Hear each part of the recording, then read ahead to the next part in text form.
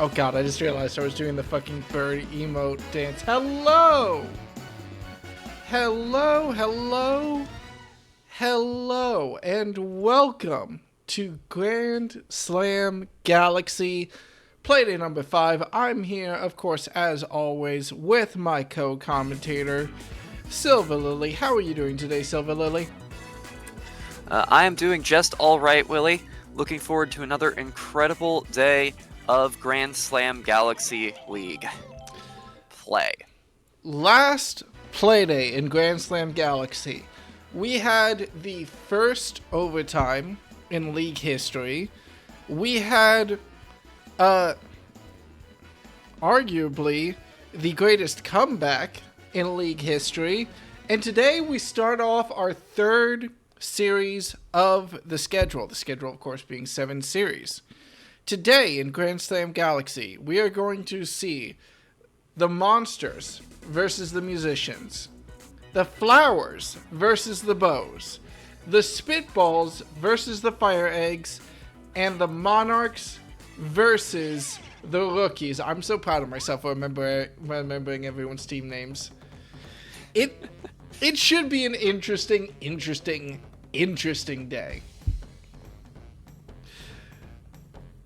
We're going to kick it off here with our first matchup of the day. We're going to start the series with possible risky business. We're going to start with the Monsters versus the Rookies in Wario City at night. Sorry, the Monarchs versus the Rookies. Wario City night. Got thrown off a little bit there, Willie. Just a little bit. Can you please stream for me? Yes. Yes, I can. Unfortunately, due to my status as co-commentator, I am not given a direct view into games. I must beg my fellow commentator here to actually allow me to see them. You exist by my ordained will. Willie or won't he, that is. Now, today, we have the Rookies versus the Monarchs. And, most fascinatingly enough, a Bros versus Bros matchup. Rather, Bros versus Bro. As all 3 Bro players come out onto the field today. I'd like to talk about the Rookies first. Now, the Rookies have brought Hammer Bro off the bench back onto the field. They will maintain that me core as always. And with Hammer Bro, Brown Critter, and Critter, well, they're looking like a dangerous offensive lineup with that solid defense on the back end. The only question in my mind is, now that Bowser Jr. is a starting pitcher, will they maintain defensive synergy once players start to get swapped around? On the other hand, Silver Lily, well, we saw what damage the Monarchs can do on Wario City Night last series, didn't we? That we did, Willie, and what devastating damage it was. Record-breaking damage, I believe it was. Was that the record-breaking game, or am I misremembering? First game of last series, the Monarchs beat the Bows with a final score of 32-3. Yep, it was the record-breaking game played on Wario City Night. They are a very formidable team to take into here. The Rookies at least going to be starting out with better defensive chemistry than the randomized squad of the Bows, where they're lucky if they fall into the right positions to get any. Look. We love the Bows. Now, that we do. Now, we'll have to see. It's a new look Rookies. God, say that 5 times fast. Versus New look Rookies, new look Rookies, new look Rookies, new look Rookies. Alright, brag about it. It's a new look Rookies versus a dominating Monarchs lineup. In our first game, Playday number 5, I'm just double checking to make sure that we actually have... No! I'm glad I double checked. The Monarchs don't have their batting lineup correct. Oh dear. I caught it this time. But thank God. Thank God. I mean, whoopsie daisy, but also thank God. Or me. Whoever you want to pray to. I just wanted to let it be known that the commissioner is doing a great job. The commissioner is doing a fantastic job. The commissioner was ready at the time that he said he was going to be for the first time in league history.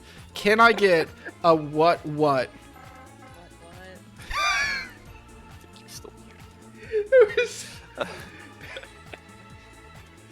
I think there's a ghost in the casting box with us today. Okay. That can happen. That can happen. The ghosts of shattered dreams, Willie. But also just possibly my girlfriend, whose mic is still muted. Oh my god. Okay, now I'm double and triple checking because I failed to set this lineup correctly like 5 times in a row now. Peach, Toadsworth, everything's good on the outfield for them. Yes, yes. There's I a will say, like fireball. you, I am very curious to see how this starting pitcher change turns out for the fielding of the rookies. Before, when it was Cookie on the mound, we could reliably know that Bowser Jr. would take her place. Now that Bowser Jr. is on the mound first, it's impossible to know who is going to be sent out first. A lot of players with the same pitching levels on that team. It's a gamble. You know what? I hope that's Cookie, if only so that I can be proven right about something that does not matter at all. Let me actually, just in case there's a player protest, resave this, the records in this game real quick, just to make sure that we don't get screwed over by that. And the first game of Playday number 5 of Grand Slam Galaxy begins right now. It's the rookies coming to play in the Monarchs home stadium of Wario City Night. Let's begin. Pending player protest. We always wait for player protest. You gotta make sure.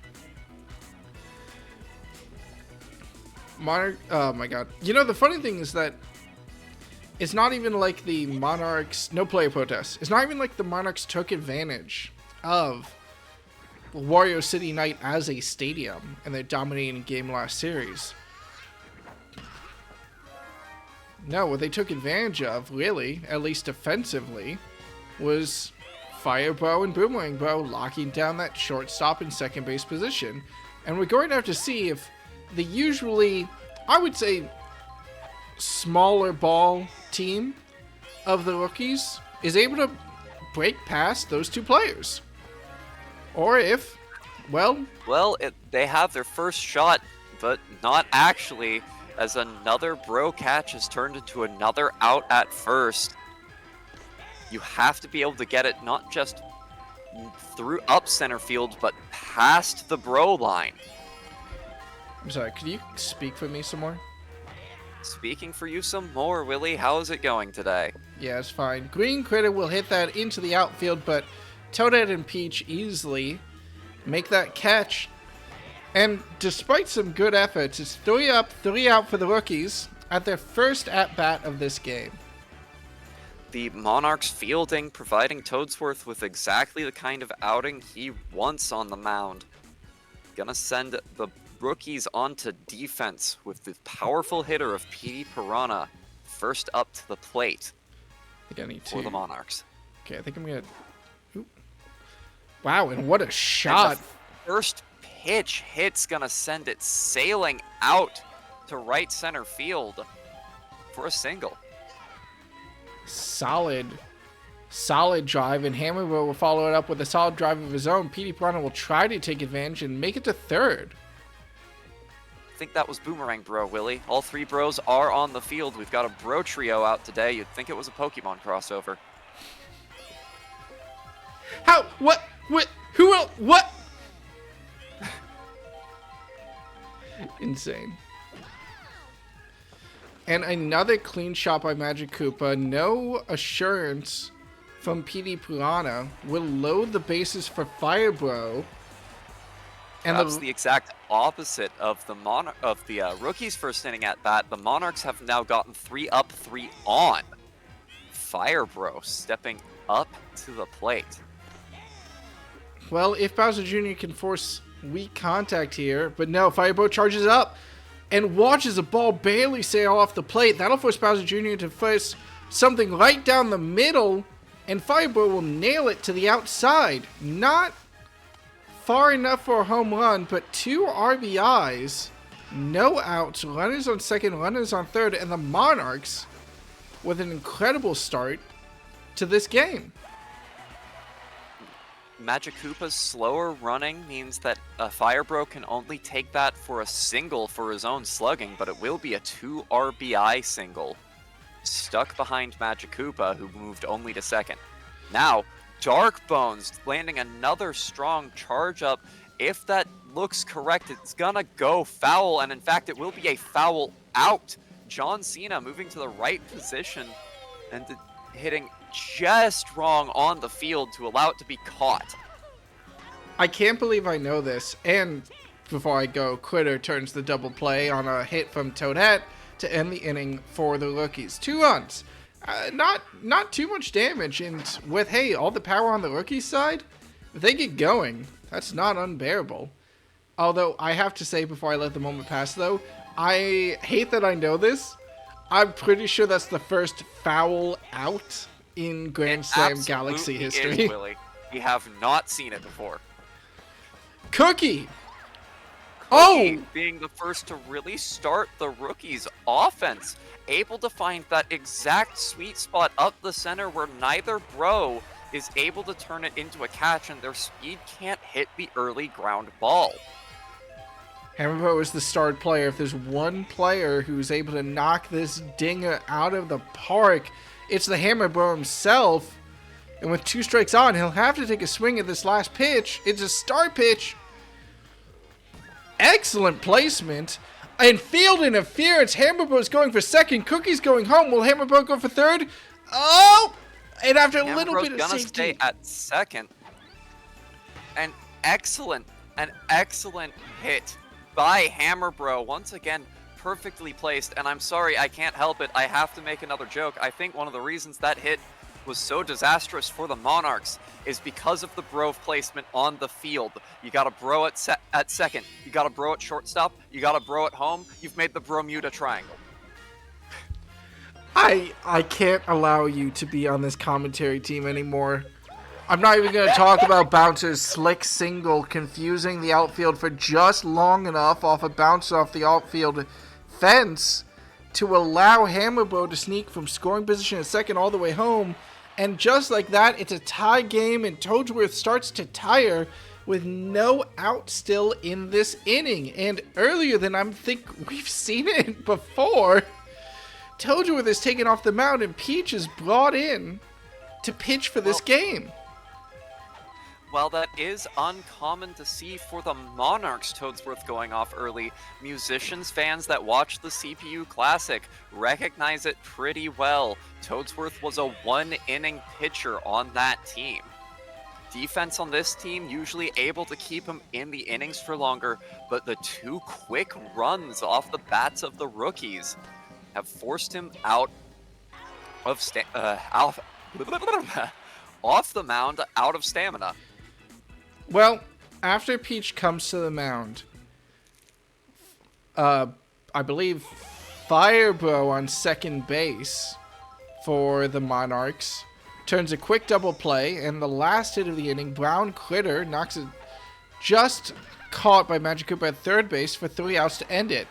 And we will have a tie game, and Blue Toad decides that he wants in on this action as well, and is going to take advantage of the field to get a double. What was that little hop, John Cena? What were you jumping for? I think he was just trying to avoid the bomb and thought it would explode a lot earlier. Bowser Jr. now has to make it past the Captain Peach with a runner in scoring position and no ability to force a double play here with a runner safe on second. As long as Blue Toad doesn't make the wrong running choice. And Peach will strike out, her vision obscured by that star pitch paint from Bowser Jr. Amazing show of confidence, and that should get the team going. That should get the team plenty excited. I'm sure they were a little bit nervous going up against the high-scoring Monarchs, but with Hammer Bro making catches like these, with Bowser Jr. getting strikeouts when needed, these rookies look like more than a threat. Then again, it's only the bottom of the second inning. Lots of ball left to play, and Bowser Jr. now needs to find his way past PD Piranha. And I have to imagine this game is high stakes for Hammer Bro, especially. Got to prove to his team and to his other brothers that he deserves to be out on the field in this infield defensive position just as much as they do. Some excellent running from Brown Critter to make the catch off that deep hit by PD Piranha and end the inning for the Monarchs. I have to imagine the rookies are feeling good after starting that inning with a runner getting all the way to second. The next three batters are quickly shut down. But their first batter of this inning will be shut down just as quick as, I believe that was, who hit it right to Toadsworth in right field. I thought that was John Cena. That might have been John Cena. I apologize. That was another well-placed hit, this time by Bowser Jr. up the center, directly up the center and out of range of the infield throws, but hitting the ground before Toadette was able to reach it for a solid single. Brock is going to have to be a good hitter for his team to try to transition into Green Critter behind him, and that'll do more than enough as another single up the middle puts a runner on first and a runner on second for the main lizard himself. It's Critter against Peach. And he hits it immediately, straight up, straight down the middle. The outfielders can't get there in time. It's a 3-run dinger for Critter. And the rookies take a commanding offensive pressure lead early in this game. You're right, it is early. It is far too early to call it, but I do want to give the rookies credit once more for their reversal of fortunes. After having the biggest blowout of the first series made against them on day one, they immediately restructured their team, and since then they've been a consistent threat. Speaking of consistent threats, they're showing it off threats, now, able to shut down the Monarchs offense and provide some hitting power of their own. Hammer Bro, aim it a little better and that'd have been a home run. well, he does aim it a little bit better, but the outfield of the Monarchs isn't able to make the jump. It's hit too high, and the star player Hammer Bro able to sneak another home run past the Monarchs. Is it overconfidence, or is it a slow start for the arguably the most offensive team in this league, or at least they were before the rookies start taking them to task?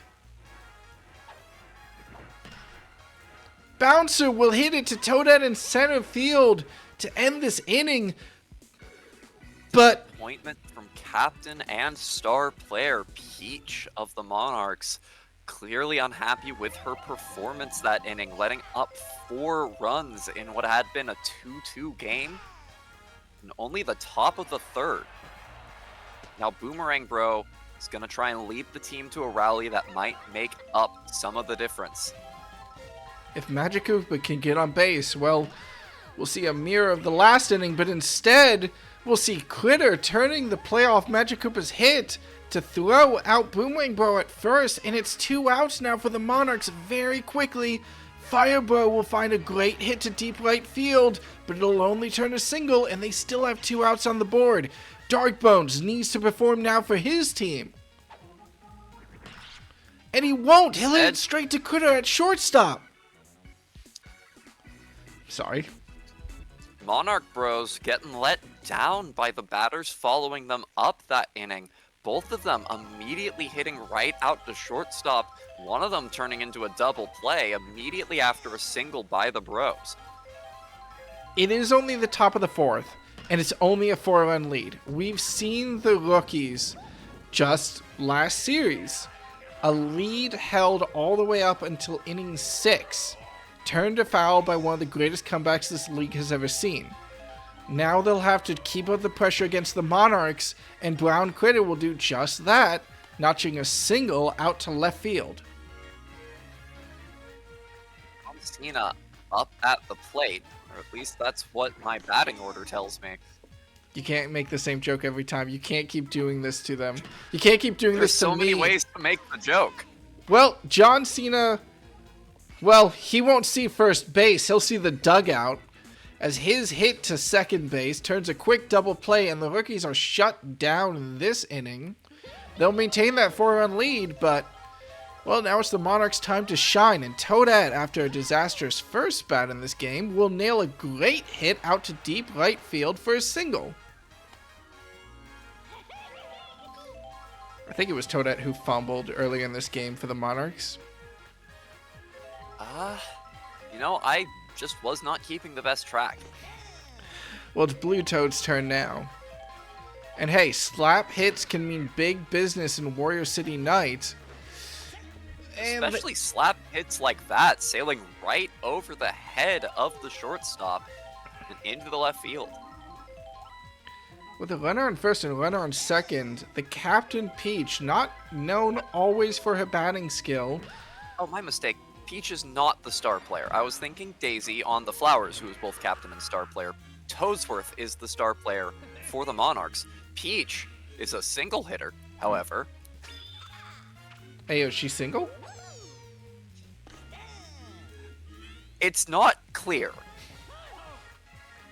Well, Toadsworth now will hit a dinger out to deep left, but unfortunately for them, well, the rookies' defense will be there in time, and instead of a grand slam off Toadsworth's bat, that'll be a sacrifice fly, which, hey, considering there were no outs yet in this inning, is more than good enough for the Monarchs. I think I need to listen. I need to text. You're catching a little heat from the crowd for that comment about Peach.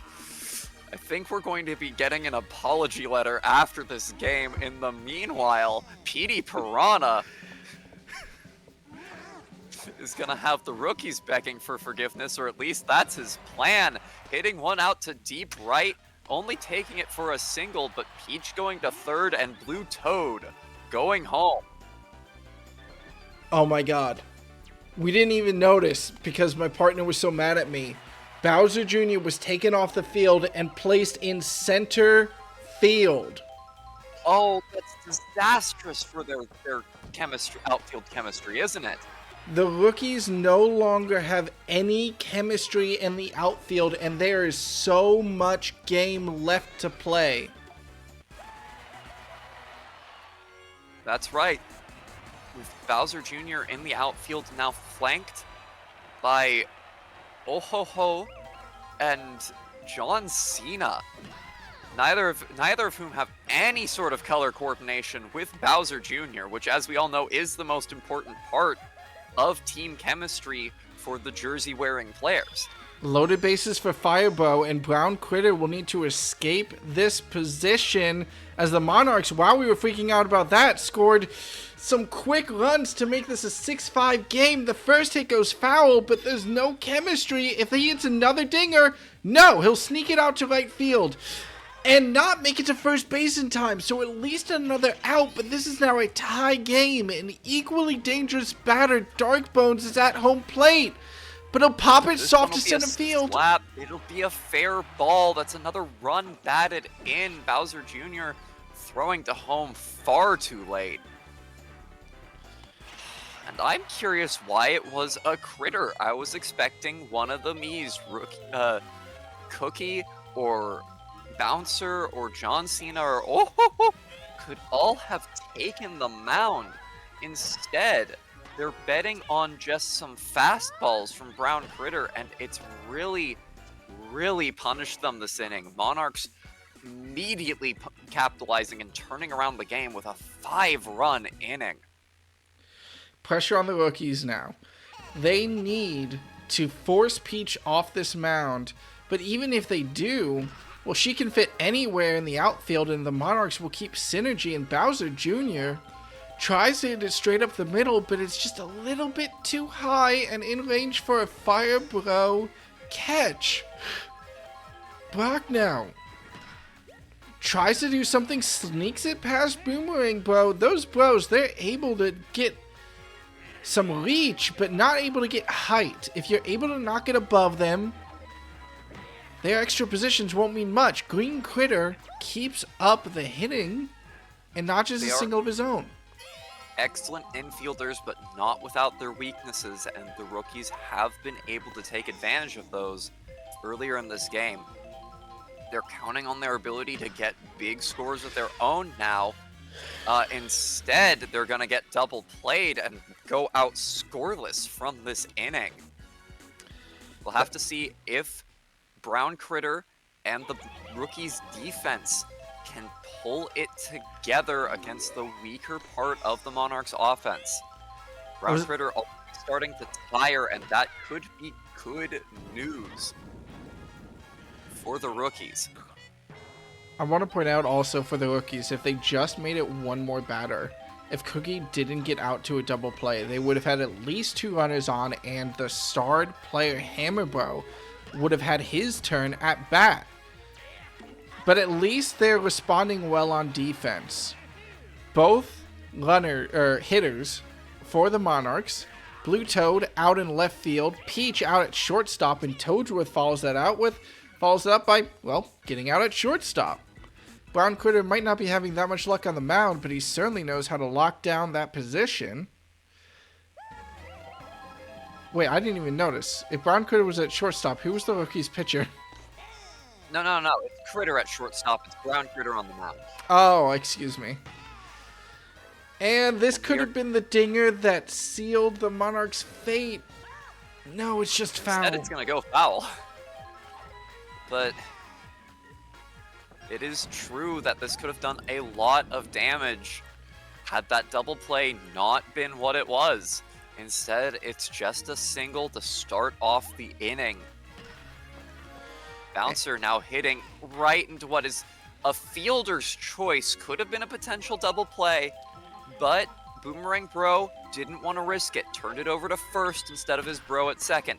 Maybe a little bro nepotism going on here. Didn't want to get out Hammer Bro like that.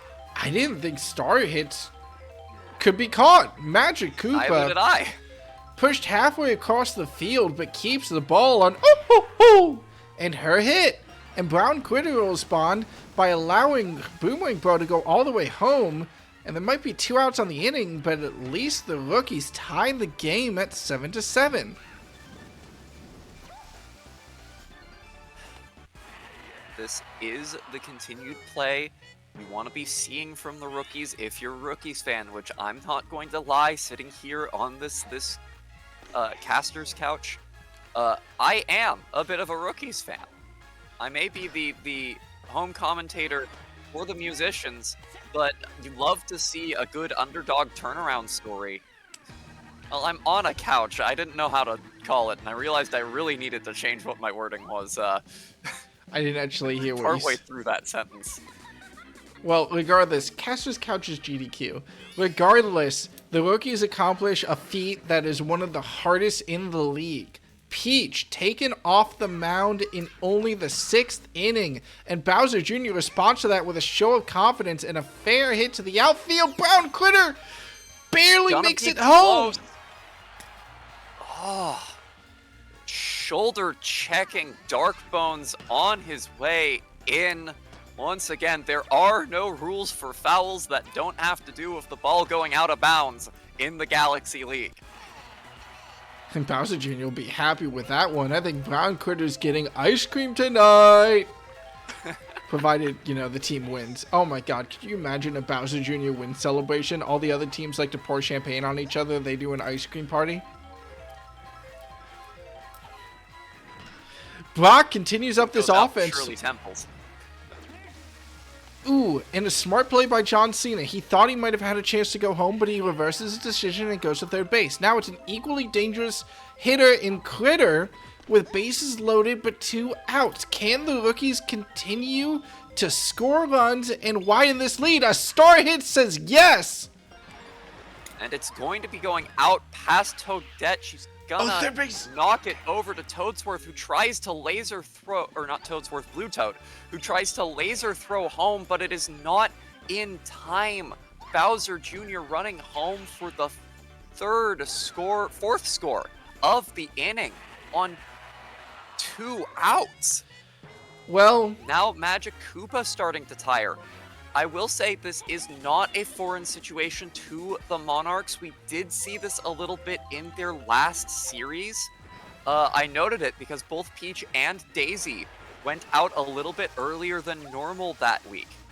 I missed my chance to say... Oh, go ahead. I missed my chance to say 4 score and 2 pitches ago. The Monarchs win the lead. Now it's 5 score as Cookie gets an RBI of her own. And we have to say, with Blue Toad taking the mound and Blue Magic Koopa in left field, that presents a weakness and an opportunity for the rookies as Hammer Bro earned his spot on this team with another 3-run dinger. Hammer Bro trying to stake his claim for MVP, and I was just about to mention the same thing you were. With Blue Toad coming in from the left field, that sends Magic Koopa up to left field to hang out with Toadette, and there is no love between those two players right now. They do not have chemistry. Hell, I'm gonna have to check for anti-chem between the both of them, but luckily enough, finally, Bouncer, in I think his second showing at the plate in that inning, lets the Monarchs escape into the bottom of the 6th and their turn at the bat. Petey Piranha, with an ambiguous line drive up the middle, will get caught out by Bowser Jr. And Brown Critter, who had a weak start, remains on the mound. Boomerang Bro takes advantage, hits it high. I think that's fair. I think it is. It's a home run solo shot by Boomerang Bro. Not going to get those RBIs that his bro on the other team has been racking up, but still proving he is an offensive threat to be reckoned with. And that's gonna finally take Brown Critter off the mound and put him back in the outfield, this time in left field, as John Cena takes his place. Green Critter makes the dive he needs to make sure Magic Koopa isn't able to get on, and with 1 out on the inning, 2 outs on the inning. Wait, who was... Oh, I forgot that it was the top of the batting order for the Monarchs, I suppose, to start this inning off. But Firebro will only notch a single. Dark Bones, dangerous hitter for the Monarchs, but hasn't shown up in a big way yet this game. Takes an opportunity on a star hit, though, to hit it high, hit it deep, and hit 2. And just as I start talking any type of trash, Dark Bones says, "No, bro, I got this one," and scores another home run. It's a derby tonight in Wario City. Not a stadium, or I should say a stadium. Expect to see derbies in as chaotic as it is. Toadette will end the Monarchs derby. Hit with a hit up to Critter at shortstop that is quickly fielded over to second to end the inning. A 4-run lead maintained by the rookies with stepping up to the plate. The Monarchs have got to find a pitcher who's able to stop this small ball into big hits game. Single, homer. And the rookies have been maintaining that pattern. Well, they maintained it last inning for 8 runs. And Brown Critter will sneak a hit into deep left field with the assistance of a boo. Does Cookie go home? Sorry. Oh-ho-ho go home. I think Oh-ho-ho is going home with the boo making Magic Koopa completely lose track of that ball, and then it finding its way fortuitously to one of those ground arrows that redirected it out of bounds, but it had already hit the ground, so it didn't much matter. There's gonna be a catch attempt by the Toad outfield here, and it will be successful, forcing Brown to second. John Cena not able to make anything happen that play. God, that was the pure peak of Toadsworth's arc, too. Well, Bowser Jr. will see. There's only one out, and there's no pressure on Brown Critter at second, as he's the only runner on the field. So, breathing room for the rookies, and no panic from Bowser Jr. as he'll hit it straight to that arrow in the outfield. We're gonna see another run home, and he is safe, extending the lead to 6 off a very close play that was not labeled a close play. Oh my God. Boos and outfield. Oh no. Outfield interference leading to a great change for the rookies. Just kept running.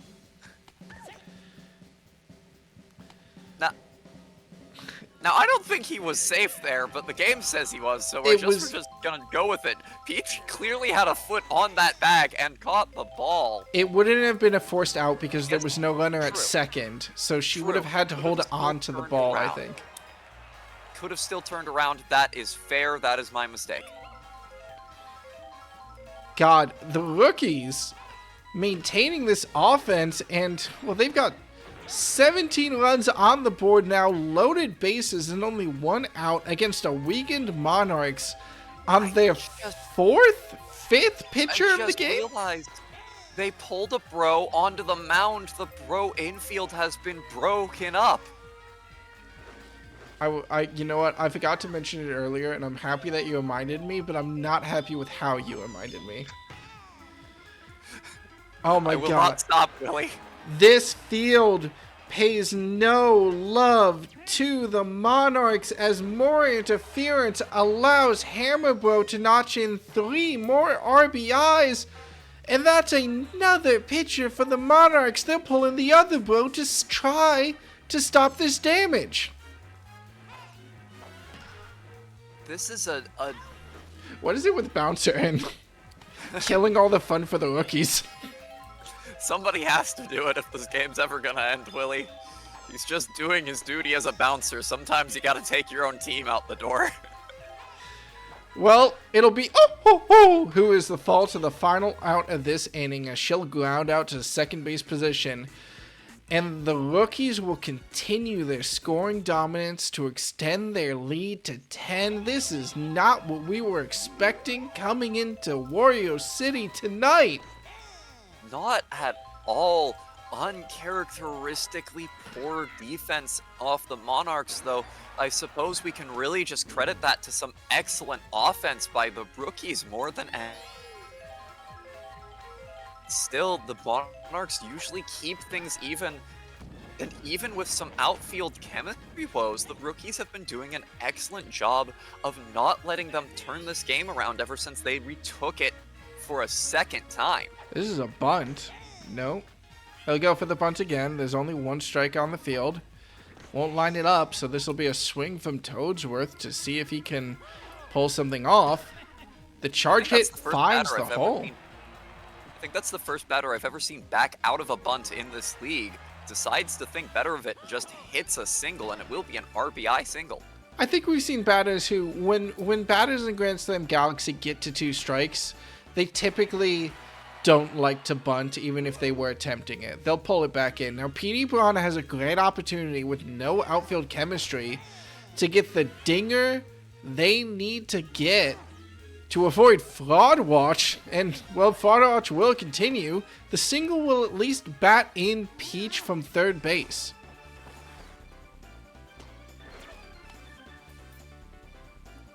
Peach sliding in for no reason in the replay.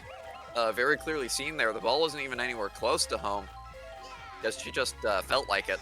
She got excited. We love enthusiasm in Grand Slam Galaxy. I hate to say it, the Monarchs are nowhere near out of this game. Oh, they definitely aren't. We've seen amazing production from them. We were just lauding them. Oh, no! That would have been a triple play if it wasn't for the banana interference. And what would have been 3 outs turns to 1 and a runner on third. Right when the Monarchs need it. Toadsworth able to tag back to second and then still run to third as Hammer Bros throw to Brown Critter messed up by those bananas, goes wild. This time won't be the same case, reels it in for an out and throws it over to first with no interference to finalize the inning. Rookies only give up 2 to the Monarchs. If the Rookies can get back to a 10-run lead or more, the Monarchs are almost out of time to bring this back in. Have they had the lead at any point during this run, or has it been... They've had the lead twice, Willie. They got the first 2 points of the game, and then they turned it around 6-7 temporarily, and they have not reclaimed it since. You're right, excuse me. Well, they'll be happy at least with 3 quick outs on defense and a shutdown of Rookies after a devastating 2 innings.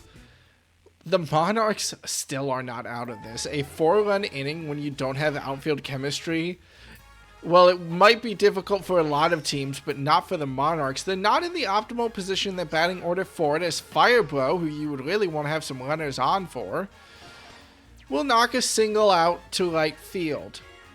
Firebro's gonna be the runner on, this time for Dark Bones, or always for Dark Bones, the one following up Firebro's batting performances. Last time, those two were able to turn it into 2 runs off a home run, but the time before that, it just turned into a quick out. This time, looks like they're both going to be trying to take place on base. Firebro not gonna run home as is finally able to recover the ball after some arrow redirection. Now it's Toadette in charge of batting them home. This is the danger of Wario City, and some good slap hits from the Toads will be denied by Hammerbro, who turns the double play. And Firebro is the only runner on at third base, as Blue Toad needs to knock him home at this at-bat if the Monarchs... Ooh, a high hit out. Oh my god, no, it won't be a runner home. It'll be 2, as Blue Toad, of all players, is able to knock in another home run on this game. Never count a Toad out, especially on a park like Wario Stadium. They might not be the biggest names in slugging, but they can still hit a home run or 2 when the time calls for it.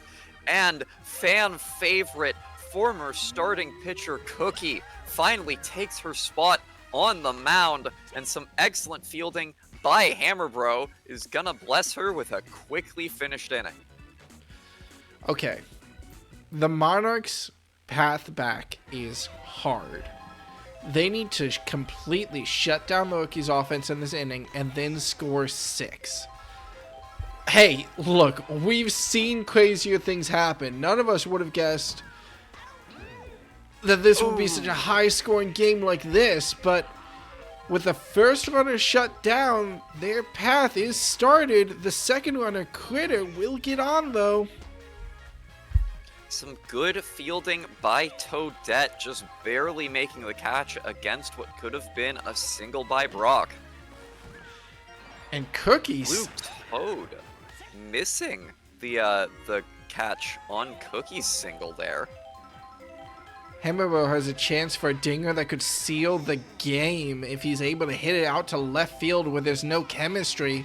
Hits it out to left field where there's no chemistry, and that's another 3-run homer. 23 runs for the Rookies. Oh my god! You've heard of the commentator's curse. This time it's the curse of Apollo. You are calling your shots for the players on the field. Boomerang Bro now just looking to get out of this game, as Bouncer, who, let's be honest, has not had a lot of luck on the plate this game, continues that streak by hitting it out to Toadsworth in right field. Woo, woo, woo. Stepping up to stare down a tiring Hammerbro in what could, or not Hammerbro, Boomerang Bro, my bad, in what could be the final at-bat for the Rookies of the evening. It will not be, as Blue Toad misses another catch and runs straight to first, bringing Brown Critter up to the plate. They've still got that danger zone in left field. Let's see if he can capitalize. And it's out to left to the danger zone. It might just be my turn. Magic Koopa hopping like he can do anything about it. Goes sailing right over his and Toadette's head. And another 2 runs, an 11-point lead for the rookies in the top of the 9th. Hammerbro taken off the mound and sent to the outfield. Toadette, the star center fielder, will be brought in to try to notch the last out of this game for the Monarchs. And John Cena will do just that for her, hitting it right to FireEggs at second base, and then 5-run inning. Well, that was just about what the Monarchs needed. They needed 6 at the start of the 9th to catch up. Now they'll need 11. And Toadsworth will not start that fire as he'll knock it to second base and Hammerbro will make the catch. PD Piranha needs to be the hero for this team. Charges up the hit. Ambiguous to left field. Stays in the park. That's a single. That is the start they need, not the out, but the single. With Boomerang Bro able to follow it up with a nicely placed shot out to right, just barely staying on the foul line as it curves. That'll be another single. PD Piranha went to third, but now it's Magic Koopa's turn to shut down the team's dreams as he hits it out to shortstop. Critter turns it over to Hammerbro, running to second, and Hammerbro sending it over to Brock. A double play to end the game. I'm so sorry, my clicks are badly timed, I suppose. As the rookies, in a stunning turn of events after the Monarchs dominated on this field last series, they're brought to task by a fiery offensive team with the rookies and Hammerbro earning a stellar MVP. And I'm gonna have to brush. Who messaged? Who might have in an interview or two with the lead coach of the rookies made sure to question why they had one of the best second base players in the league on their bench. And what does that player do immediately when he's brought back into the game? Calm yourself down. I mean, I'm going to take this one all to the bank. And the rookies will take this one all the way to a stellar finish against the Monarchs. A very unexpected game. I was expecting something close. I wasn't at best for the rookies. I wasn't expecting a blowout in their favor. The Monarchs, I don't want to be mistaken here. 14 runs is a lot of runs. It's more than we've seen teams score between the two of them in several games this season. But somehow it's not enough. This does not matter. Does not matter in the face of a heavy-hitting 25-run rookie scoreline. What an incredible game. And I'm sure that the rookies will have plenty of confidence in all of their roster moves heading forward. The Bros were the highest scorers on all the teams as Boomerang Bro and FireBro tried to lead their team, but no, it's Hammerbro with a dominating offensive performance backed up by both the Critters. You cannot ignore this rookie's roster. Absolutely not. Just an amazing restructuring by their team. I think they made just a couple trades to make this happen. It looks almost completely different from their Game 1 lineup, and it is destroying, in a way, completely different from their Game 1 lineup. Well, this is the sheer weight of talent they had available to them. Well,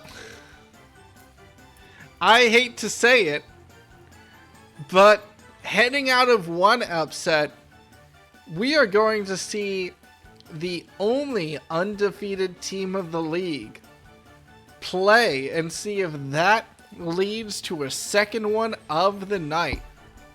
We're moving, after a little bit of reshuffling so that next Playday wouldn't feature 3 games on Yoshi's Park, to the Monsters versus the Musicians, heading into game number 2 of this Playday on Yoshi Park Night. Now, the Musicians have faced a couple of changes. We'll go with the Monsters first, who have not made any changes, besides, like, they starred Boo, who was not their original star player, but the Monsters, I don't think, have made any real changes, any changes at all, to their lineup ever since Playday 1. Much like, it has to be said, the Monarchs, who felt the sting of that last game.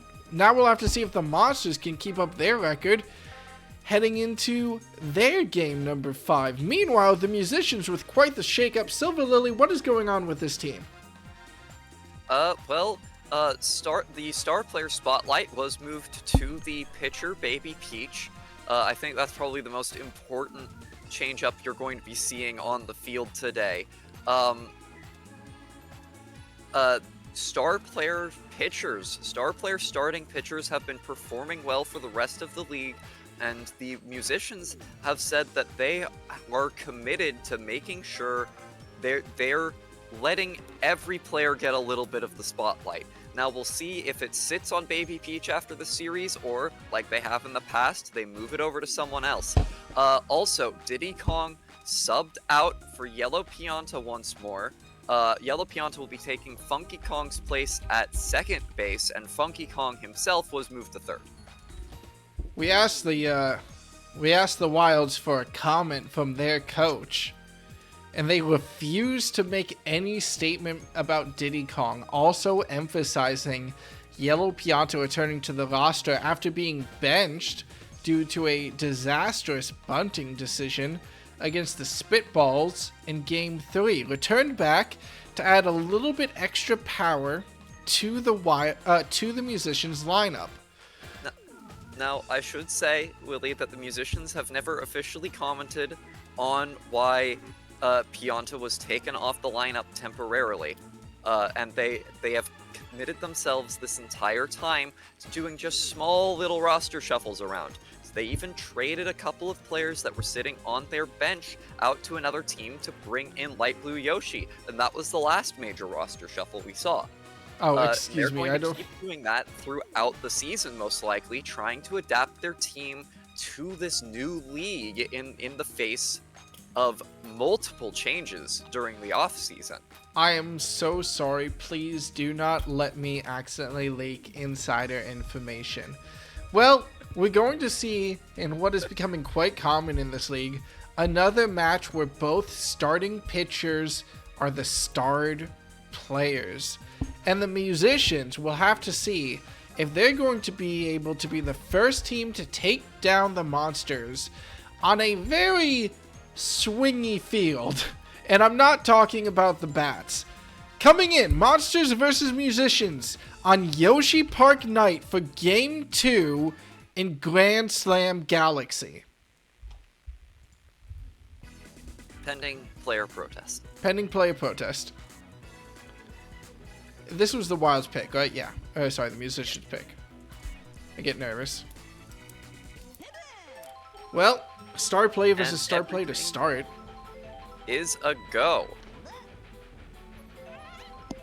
Now, I can say that the Musicians are hoping Baby Peach puts this star player spotlight to good use. She's had some stamina problems out on the mound before. Yellow Pianta missing a dive is going to allow Boo to turn an immediate single after a couple of ball pitches from Baby Peach.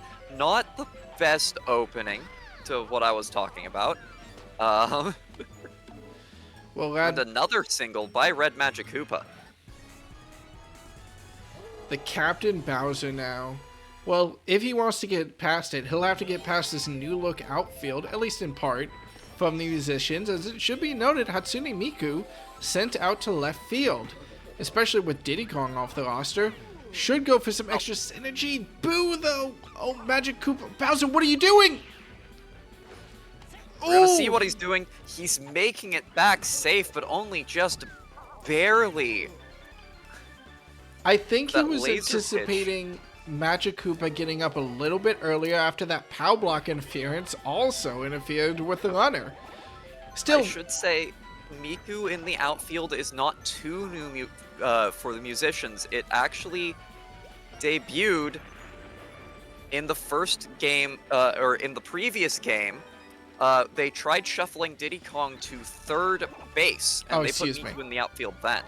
I'm so sorry, I'm not very accurate tonight, but unfortunately for the Musicians, Red Koopa is as train and item interference mess with Miku just enough to allow him to sneak that ball into left field, and another RBI for the Monsters to start off this game with no outs so far. That streak will be broken as Yellow Pianta catches the hit from Edward Elric and turns the double play. Yes, indeed, and that's gonna be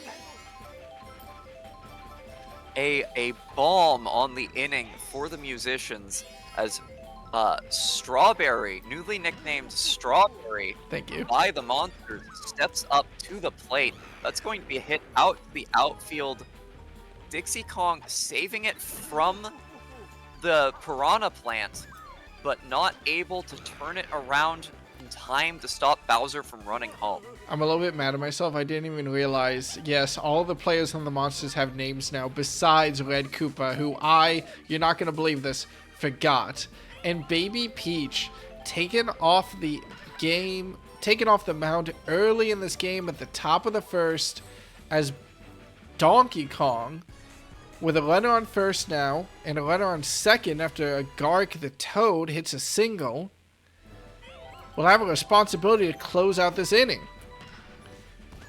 And he will do just that as Thermite grounds out to second base. God, I wish there was a better hairstyle I could put on Tato. So does she, and especially so does Miku with her own hair out there. That will thankfully end the inning for the Monsters. Thankfully for the Musicians, I should say. A little bit of caster bias. I am their home commentator. A missed dive by the Red Pianta, and the Musicians with a boo. I think they were trying to haunt Strawberry in the infield there.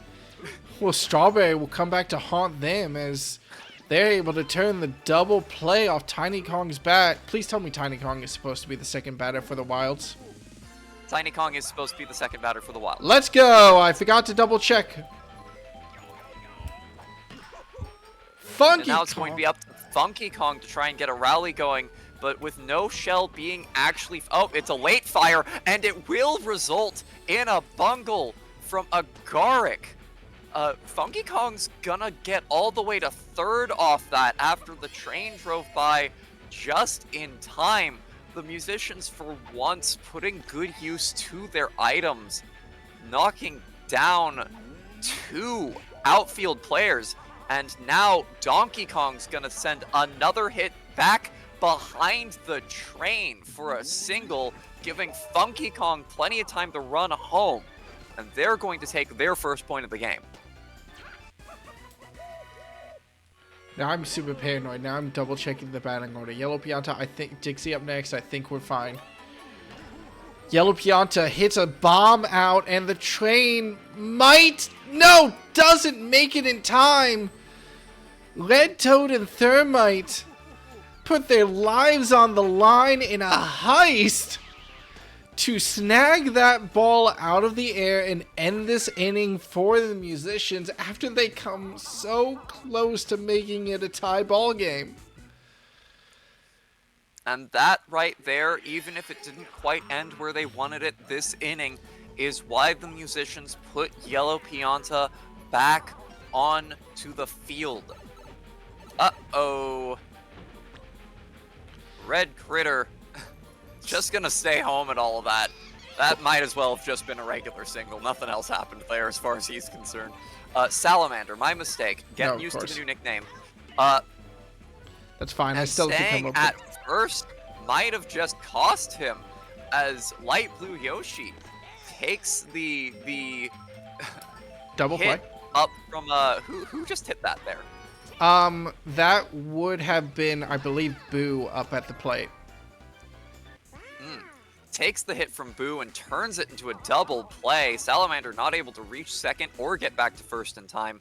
And then Light Blue Yoshi really just ending that entire inning by himself with a catch out, a throw out, and a catch out. Dixie Kong up now. A little bit of a weaker part of the musician's batting order. Did I say weaker? I meant a solo shot home run to left field. What is going on? Could someone make sure that, like, these players didn't party with the A-Rod last night or something? Like, what is going on? What juice is in their systems? We are having a batting high... tip from the New York Yankees. Oh my god, we're having a high-scoring game tonight in Grand Slam Galaxy. Boo now, This not time able to it's put away Miku's turn. musician. I have to think of a She's good just nickname going for Red for- Koopa now. Yeah, she's just going for a regular single up the center, a classic hit approach. And now we're going to see Baby Peach putting that star power to use at base, or on the plate, to hit a single of her own, sailing over Red Koopa's head. Light Blue Yoshi, defensive player of the last inning, up against Boo on the mound now. He'll watch the first one. He'll hit the second straight into Red Pianta's glove, who is not able to turn the triple, but the double play with Red Koopa humbles the musicians, or at least will it with Tato, now at a chance of her own, to try to remind the monsters who they're playing against. Hit out to right field, results in a single. So they'll keep up the pressure, and this team is known for how many 2-out rallies? So many, Willie. 2-out rallies might as well be their signature. I thought about commenting in the last game that the rookies learned it from them. In this case, it's going to be Tiny Kong stepping up in time to keep the rally going, tying up the game, sending Baby Peach home. Awkward She'll pull. take only a single for her efforts. Tato staying at second. And Boo starts to tire early for the monsters. As he'll... Just in time for the power part of this musician's lineup. A dinger And from Funky Kong. Kong. It's ill-timed with the train, and Toad and Elric make the catch. That's 2 innings in a row where with runners on, the musicians are shut down by a buddy catch in the outfield. But this time, they'll at least tie the game at 3-3, and if the monsters want to keep those happy faces, they're going to have to start putting up numbers.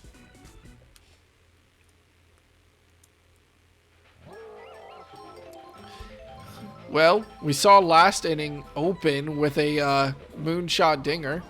But no, Bowser will settle for...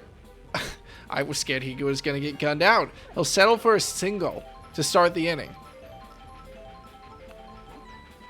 I've got to think of a good name for Red Koopa, but maybe not after plays like that, as he'll hit it right into Light Blue Yoshi's glove, who again is the defensive cornerstone for the musicians, turning the double play.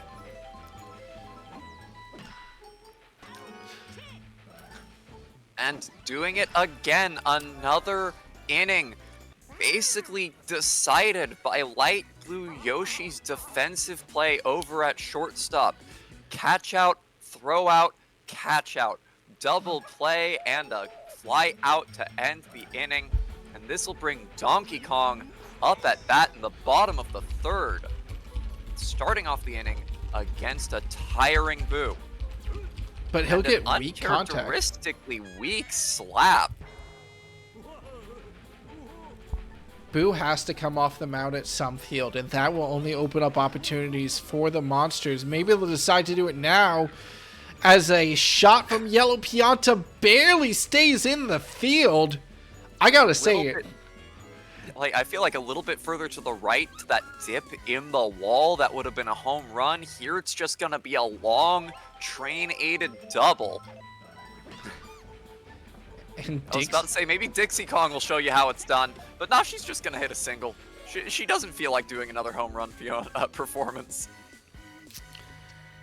The musician herself again, Miku, with a chance, but the monsters have decided they've had enough, and the monster himself, Bowser, will step up to the plate to try to shut down the musicians in this delicate position.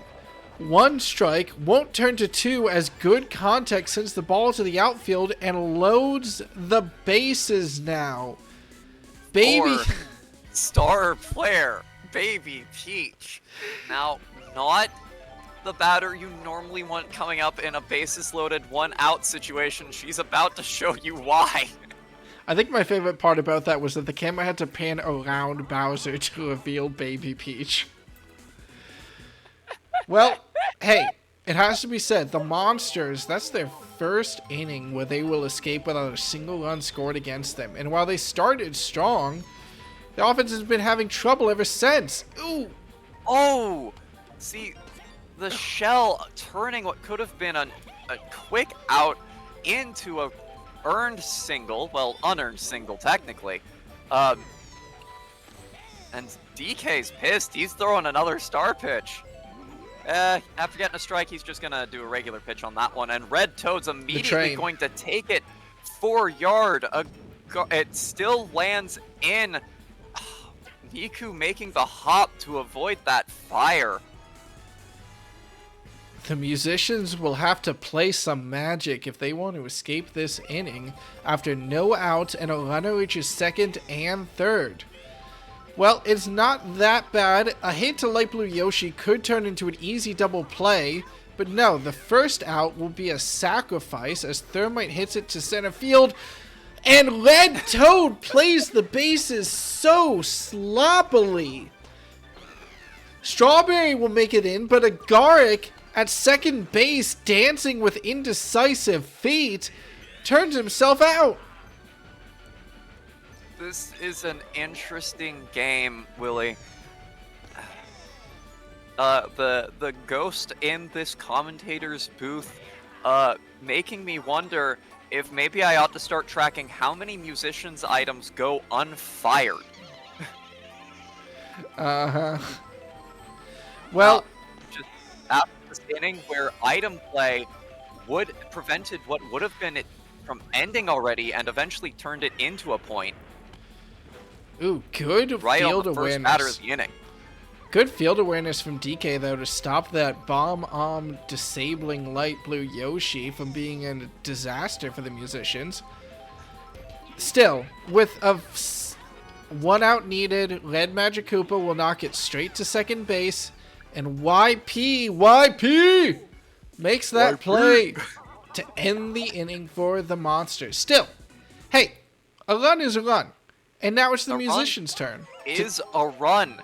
After last game, it feels like so little.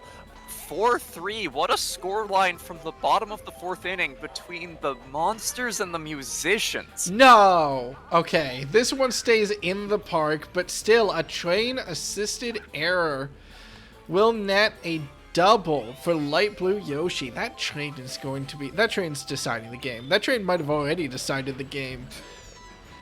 Yeah, we honestly don't know. Still plenty of time for it to pull some more shenanigans. Light! A weird weak hit, and there's the item play that musicians fans have been looking for, making the same thing happen to Bowser that happened to DK. Tiny Kong with good contact of her own, and the musicians will tie this game after she bats in Light Blue Yoshi. And this one's caping close all the way, but they'll have to shut down Funky Kong as he calls his shot early. Ball hit to right field, lands safely for a single. No! No, not a single. Didn't quite have the legs to make it there in time. Some quick fielding on the part of the monsters will keep the bases from being loaded in time for former captain, Donkey Kong to take the plate against Captain Bowser. That's a dinger. This one's high, far, long. There's gonna be a jump attempt. It's a miss, and you have to thank that quick fielding if you're a Monsters fan, because that prevented a grand slam. It's just a 3-run home run this time. Just hit high enough that it evades the glove of Red Toad, and the musicians will take the first lead in this game, clearing the bases with a DK homer.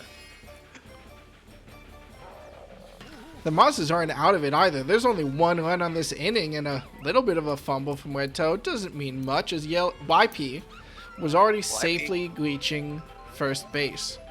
Dixie Kong, the former home run hitter in this game. Well, she's got a runner on now. That's a threat. And that's very weak contact. But the boo allows her to safely reach first. This inning isn't over as the captain, Miku, isn't able to sneak it past Strawberry, who turns it over to Red Koopa at second base for the double play.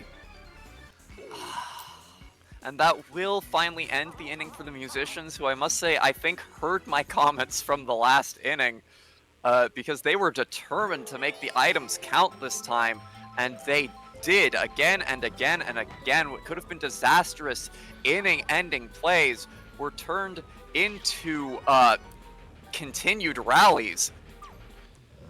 Tiny and Kong. The musicians outfield finally getting a chance of their own to show their own chemistry. Tiny Kong throwing Dixie Kong up into the air to prevent that Bowser solo home run.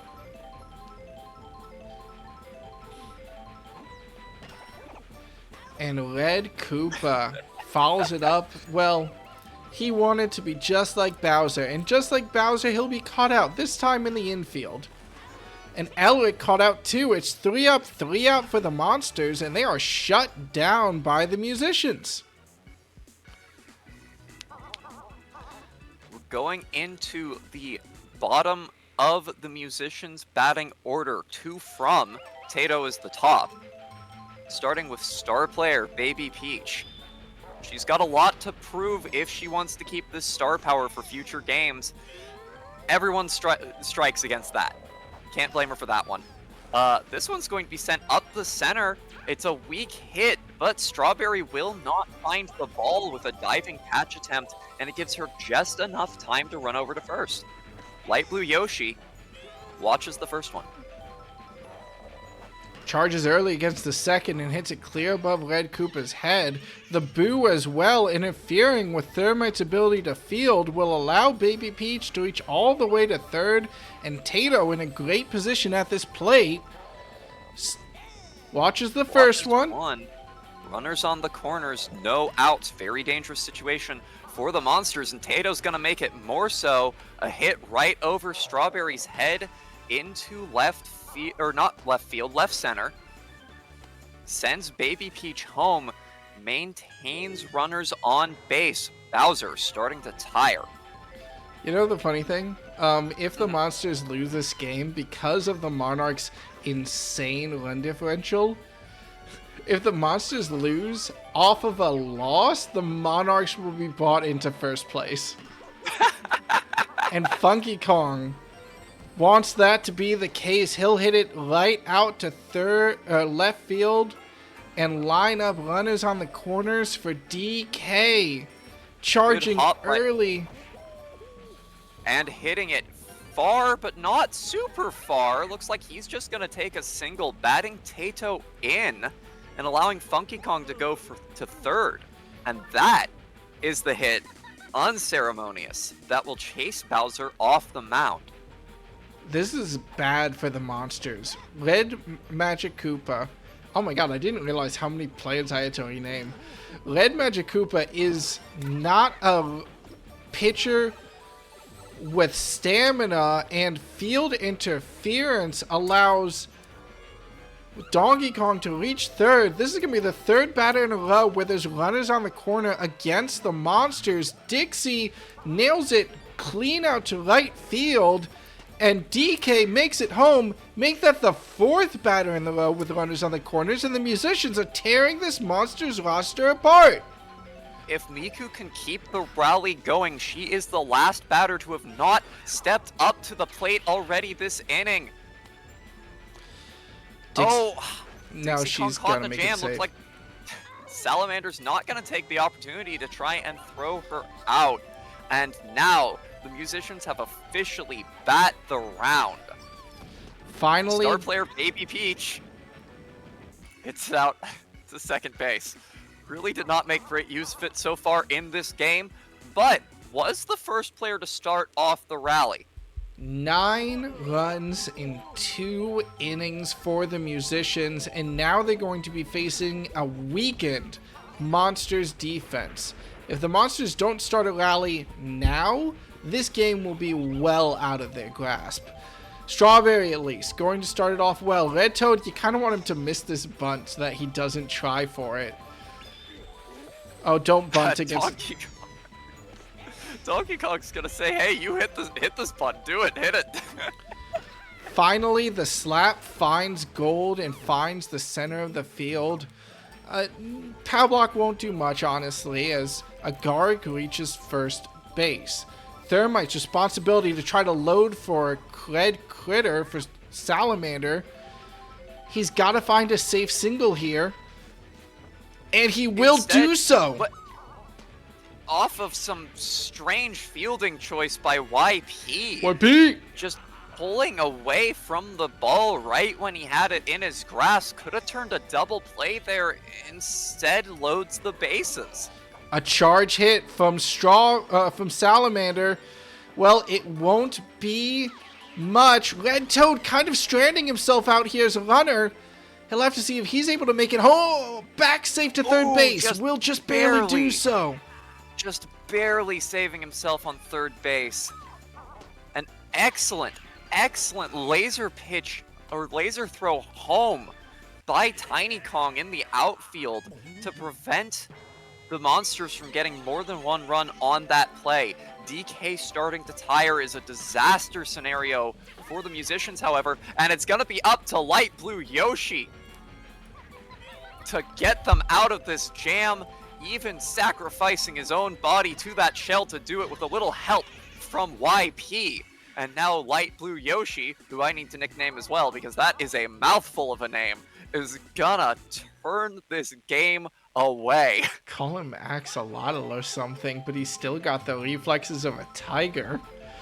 As how many innings now have ended for the Monsters off a double play into a catch out at that shortstop position? Well, Strawberry won't allow that ball to slip past him.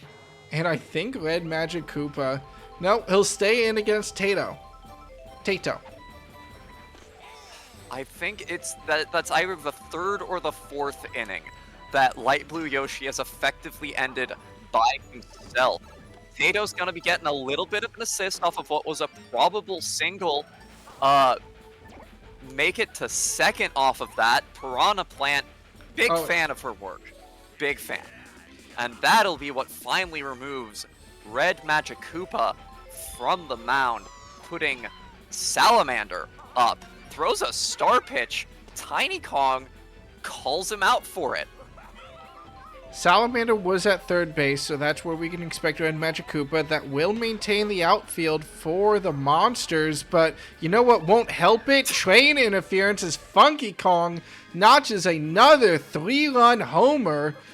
Well, Yoshi Park is known for choosing a favorite, and tonight the musicians will be celebrating that.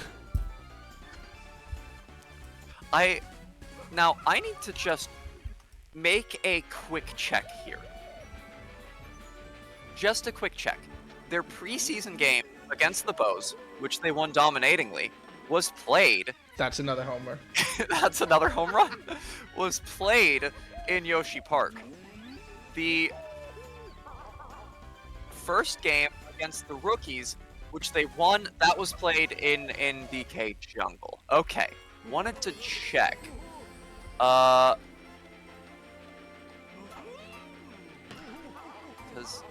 no! Oh my god, I thought that one was gone. I'm relying on Hugh here. Sorry, of course. YP will notch the single. Dixie Kong Almost taunting. We'll try to bunt to accelerate. YP hits the bunt, but it goes foul. It's a foul bunt. She probably won't go for it a third time. Instead, that's going to ultimately be a double play. This time, a good star pitch by Salamander to staunch the bleeding. That is 13 runs in 3 innings for the Musicians. Well, Bowser might just get a little bit of revenge as he'll get his own train-assisted dinger, but it won't be 3 runs, it'll only be 1 for the Monsters. They're going to need more than just dingers if they want to get out of this. They're going to need people on the base when it happens. Still. Yeah, but in order to get people on the base, you have to get past the Titan, the wall that is Light Blue Yoshi. Don't you dare put him on the mound, I swear to God. No, it is Dixie Kong that takes Donkey Kong's place, which will not maintain complete chemistry in the outfield. Donkey Kong has chemistry with Tiny Kong, but not with current captain Hatsune Miku. Well, any beaner out to left field will be disaster, but Elric misaims and hits it to the right. Double train interference will turn what, well, on most other parks it would have been a home run if we're being honest, but stopped by the wall. Train has a high wall in order to make up for all of the other nonsense it pulls on the regular. Strawberry. Looks like they want to slap now. No, they're charging early against Dixie Kong, calling their shot. No, slap. Which one are you doing? Slap. Straight to YP, who turns the double play. And the Monsters, well, they'll have an opportunity, but they need now more than ever to stop the Musicians. Again, 13 runs in 3 innings. YP like, hey, what's all this talk about Light Blue Yoshi over there? I'm in the infield too. I'm doing my part. Well, probably some mercy on poor Salamander as Miku will knock the ball out to center field and be caught out by a Garrick. Baby Peach, who wasn't able to turn much for her team at the end of last inning. Sorry, no, 2 innings ago. It's another single over the head of Strawberry. The Musicians are going through the batting order so quick, I'm not able to keep track, and the defensive player, Light Blue Yoshi, isn't able to turn much as he'll ground out to shortstop, and Strawberry will turn that into a double play. It's the first scoreless inning in so long for the Musicians. The Monsters need power now. This is their last realistic chance, and it won't start good as a Garrick hits it to center field for the first out.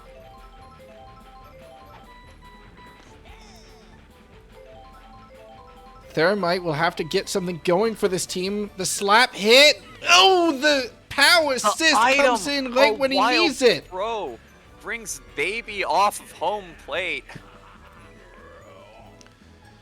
Now it's Salamander now. Charge hit. We know this man is capable of deep hits, but, well, he'll have to aim carefully if he wants to take advantage of that left field weakness. It's straight up the center. No, DK's going to be there in time. No train interference. No train interference. And Thermite tags back to first, and despite a little bit of train interference, will not be able to gain a base off of that. Ooh, charging early. Everyone trying to call their shot against the perceived vulnerability of Dixie Kong. But maybe she's weak like a fox. Because every time it happens, it results in an out for the Monsters. They got no points that inning. The Monsters only have one possible way in, and just like the Monarchs, they are in deep, deep, deep trouble. Should I point out that it was the Monarchs who, let me see here, after entering the last inning 10 runs down, ended up giving up 5 additional runs. Oh, no, excuse me. They entered the last inning 6 runs down. So, Potato's looking for a repeat performance. She sends her hit right up center. But, oh, unfortunate hitting by Tiny Kong. One of her first actually bad at-bats of this game. Sends it right to Strawberry at shortstop, and that'll give her team 2 outs. Of course, this is the Musician. 2 outs are what they play for. You hate to see it this deep. Demotivation hitting the Monsters outfield as they're just not sure who's supposed to make the jump in that case, and Funky Kong scores a home run. That's an 11-run lead now with Donkey Kong. Plenty of opportunity to make it 12. He's thinking about it, charging his hit up there. Nope, he's just going to slap it. He's going to slap it over the head of Red Koopa, right out. Looks like it's going to be a Garrick who recovers it in the outfield. He's just going to first. Let YP play. YP. YP hits the charge. Hits the ball. The train It's has plenty of time, and out there's no chemistry in and the right high. field. Train's in place. It's fair. I thought it was going out, but it fell down just at the end. It will only be a double for YP. The Monsters Bringing are up Dixie Kong. Oh, that's bad. the POW block. Oh, that's very bad. Okay, What's happening? weird way to get the last out of the inning. Why was DJ running back to third? You're just as likely to get out there as you were at first or at home, buddy. Might as well go for the point. Well, the Monsters had a good run at the top of this league, but let's be honest, 11 runs when your first hit of the inning is an out. Bowser will have one last opportunity in this game to try to secure himself some ego if he's able to be the one player who's able to take advantage of this weakened outfield, but no, he'll hit it straight to Funky Kong at third base. Red Line drive Koopa, that Funky Kong hops up for. the man Red without a Koopa name, is the only runner to make it to base out of the first 3. 11 runs needed perfectly. Edward Elric against Dixie Kong to ice the game. 2 strikes, looking. A star pitch. Hit out to right field, caught by Tiny, and we have no undefeated teams left in Grand Slam Galaxy as the Musicians take this game against the Monsters 6-17. Some incredible play already today, Willie. We've seen the rookies continuing their comeback. They've not lost a game since day 1, and the only undefeated team shut down. Shut down I need to point out, by the Musicians the to top advance to remain in third place. the top 2 teams in the league were beaten back-to-back by 11 runs.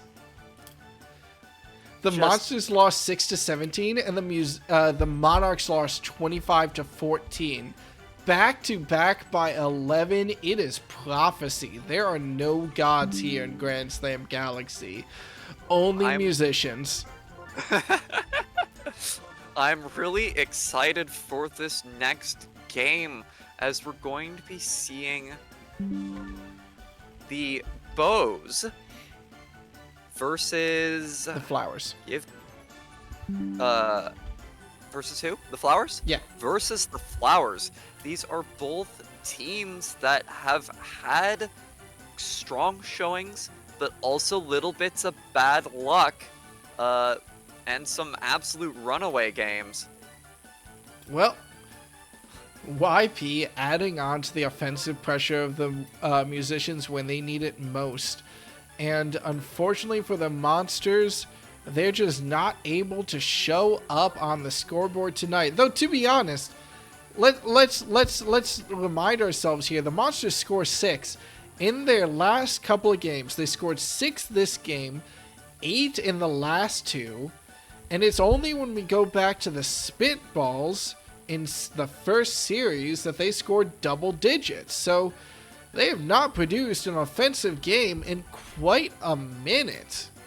And they will fall to the musicians here tonight. Let's roll into that game where we have the Bows versus the Flowers back on Wario City. And with today being what it is, I'm almost expecting a 35-34 game from these two teams. Neither of them known for big hitting. Realistically, I think the Flowers defense is going to completely shut down the Bows offense, and they're going to systematically tear them apart. But I want to believe, Willie, I want to believe that another randomized Bows roster and the Flowers can give us the most exciting game of the evening. Allow me to say a proper prayer from the Bows in RNGesus. We turn now to the book of A, B, C, D, E, F, G, H, I, J, K, L, M, N, O, P, Q, R, S, Y. I fucked up the alphabet. Quote.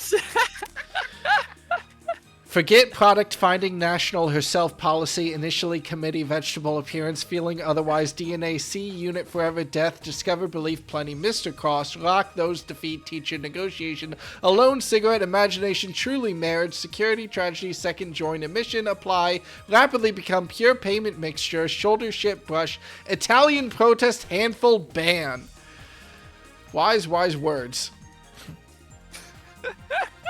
Meanwhile, over on the Flowers side, well, the addition of Soda Poppin' didn't help them much against the Monsters last series, though they took the Titans as close as they possibly could in two very nail-biter games that could have ended the Monsters streak way earlier.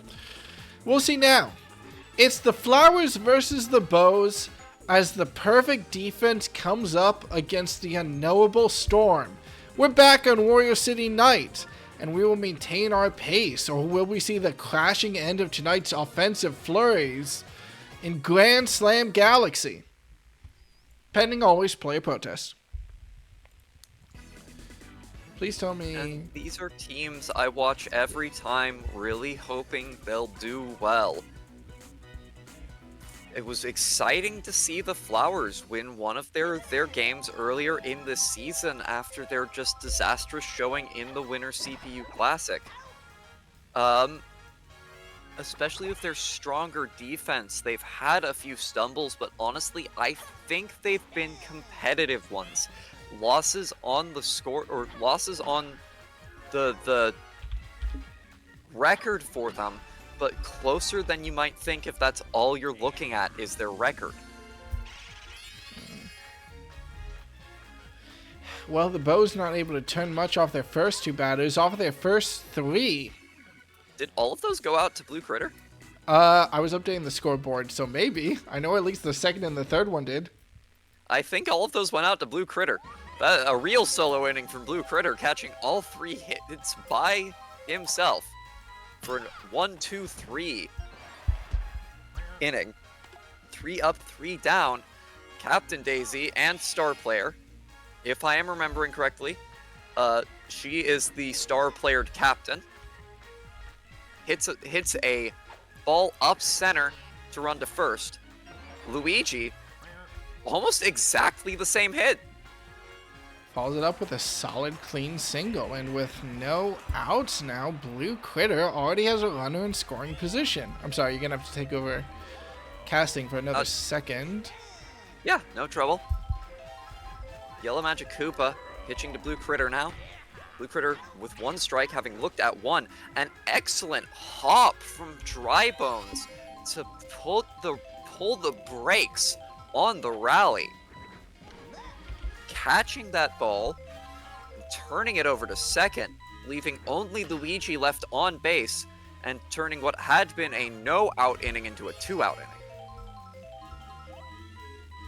inning. Tyler 1 takes a slap over to Koopa, is not going to make it to first base in time, and that will be another scoreless inning in this game.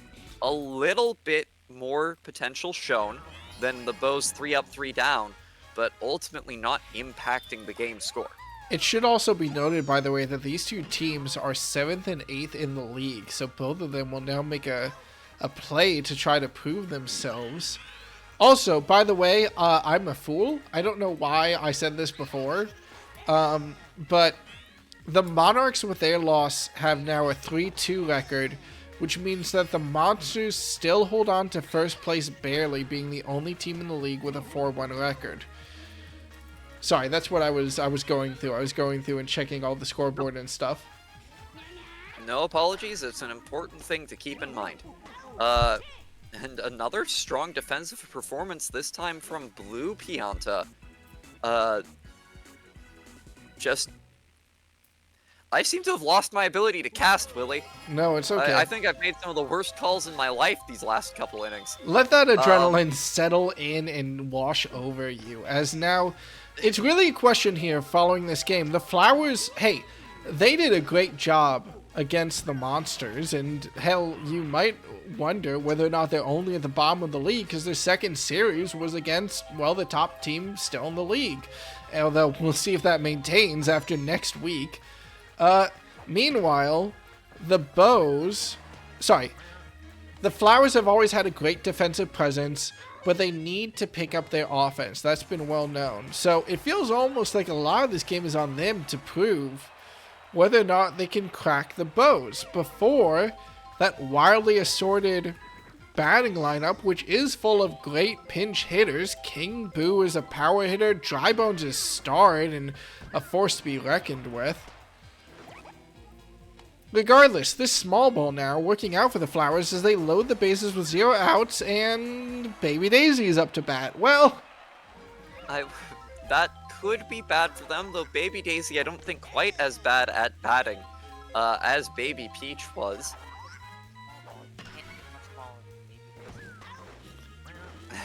Well, she will at least not spell disaster, not allowing a double play off her bat, but a single one. I think a clean out into the outfield that still leaves the bases loaded is definitely one of the better outcomes that could have come from that. Fair play. Pink Yoshi now is going to have to try to sneak this past Yellow Magic Koopa. Ooh, it'll turn foul. Fourth pitch. This is going to be a slap from Pink Yoshi, who's not able to navigate it past Koopa, and that will result in the double play. And the Flowers, with a great opportunity, are shut down, and we're going to head into the third inning. Yeah, no, momentum might be stalling out here in the Galaxy, as neither team has yet to score. And I will say, well, both of these teams, as you said, 7 and 8 in the league, with both with a 1-3 record. Flowers with a -20 run differential going into this, and the Bows with a -36. The stories of these two teams are just a bit different. That star pitch is going to lead to an easy out on Bows captain Birdo. The one win from the Bows was against the FireEggs in Playday 2, I believe, of the entire season. No, the Bows had their first win against the FireEggs in Series 1 on, you're not going to believe this, Yoshi Park Day in this case. Yeah, it was Playday 2 though, wasn't it? It was their second game? Oh yeah, no, Playday 2, excuse me. Yes. So, FireEggs, currently a middle of the pack team, have not played yet today. Going into this week, they were 4th in the league with a 2-2 record and -4 run differential. The Flowers. Wait, we might have a Daisy Dinger. We might have the first score of the game as the captain says, no, thank you. I'm not letting this one slip away. As this ball slips free of the clasp of gravity and is knocked right out of this park. Now, an excellent hit by the captain, showing why she is the star player and a decent offensive player for her team. And Luigi following it right up with almost exactly the same hit that both he and Daisy hit in the first inning, up the center, right over the head of Koopa, getting a single. Blue Critter going to follow it up with a hit out to right field that'll send him to first and Luigi to third. As I was going to say, the Flowers won win, same day as the Bows won win, but against the Monarchs, who are still firmly second in the league. You gotta give credit to the Flowers. They've had a hard first 4 Playdays. They went up against the Monarchs in their first series and the Monsters in their second series, and they came out of it with a minus 20 run differential. But against the two, right now as it stands, still best teams in the league. Absolutely, Willie. And now they're going to be able to show. It seems like their offense is really starting to kick off with a couple good hits by Tyler 1 and Blue Pianta. It's given them a 2-run lead so far. Bases loaded, no outs for Streamer Soda Poppin', which is, I believe, what I've called him every single time I have said his name. God, that star pitch from Berto reminds me exactly of Bowser's star pitch, but it doesn't much matter as Soda Poppin' nails a hit right up the center past Dry Bones' gloves, and while the Shy Guys will field it off the outfield, messing with it relatively quickly, the ball still escaping the infield allows 2 RBIs, and the Flowers extend their lead to 4. Little bit of a real bad whiff from Dry Bones there, just barely didn't get that ball. It could have been an awful double or even triple play against the Flowers, could have completely shut down their hopes. Instead, some fielding bungles and a little bit of item support has kept them in this inning with a total of 5 runs so far and no outs scored. Well, now it's 2 outs scored. Now it's 2 outs. Finally. What am I saying? The light at the end of the tunnel for Bows after a 5-run inning, make that 6 runs, as Soda Poppin' will be the 6th RBI. And, well, we've rounded the batters, haven't we? Daisy back up after her dominating shot out to center field. Looks to repeat the performance. Center field. First hit was a single home. Or 2 runs. Oh my god. Well, okay, here we go. It needs to be said that last time the Bows were taken to Warrior City Night, the run record of the league was set as the Monarchs brushed away 3-32. I would not have put the Flowers as able to equal that performance, but, well, 0-8 at the 3rd inning. They're not on track, but they are on track for a dominating performance nonetheless. Yes, indeedy, Willie. King Boo now up on the mound. Berto, having been chased out, gives up an immediate hit to Luigi, and just barely still inside the park. It'll be a double for Blue Critter, and a run batted in as Luigi goes from first to home. My apologies to Flower fans. You deserved better. You did not deserve me casting shade on your team's offense as Tyler 1 hits another single, and we're in double digits for the inning now as Blue Critter safely touches home plate. Blue Pianta keeps up the offense with a clean hit out to right field. That'll net at least a double now. Runners on second and third, 2 outs still, as Soda Poppin' comes back up, Streamer Soda Poppin' comes back up to the plate and will knock us safely into third to bring his fellow streamer Tyler 1 back home. What was the record for most runs scored in an inning? Because I think it's 11. Well, it might be about to be 12 as King Boo is already chased from the mound. Great guy taking his place. The record, if it was not already broken, will not be broken. Dry Bones taking the hit off the bat of Blue Yoshi in order to finally end the inning. 11 runs, several of which made, 6 of which, I think, made with 2 outs. And the Flowers saying, we might be 7th, but we are definitely not 8th. I'm double That is checking. near meaningless as a statement, and yet... Well, 11 runs ties for the most runs in a single inning in Grand Slam Galaxy history with, you're not going to believe this, the Monsters as the star... Oh, sorry, not even the star Dry Bones. Standard Dry Bones is the starred player for the Bows, but it's Blue Dry Bones who knocks away the first point for the offense in this game and scores a homer. Those single shot bombs out of center field. They're very dangerous on this park. I believe I think I'd need to see it again, but the center field wall comes in just a little bit, right at the edge, right in the center. It makes it easy for those long balls that go directly out. One of the harder places already to get buddy jumps on, because all of the running has to be done by a single player.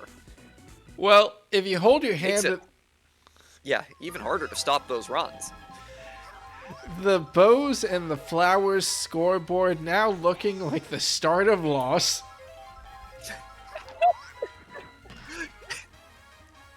As Baby Daisy continues to pile on the pressure with a Boo-assisted double to start off this at-bat for the Flowers.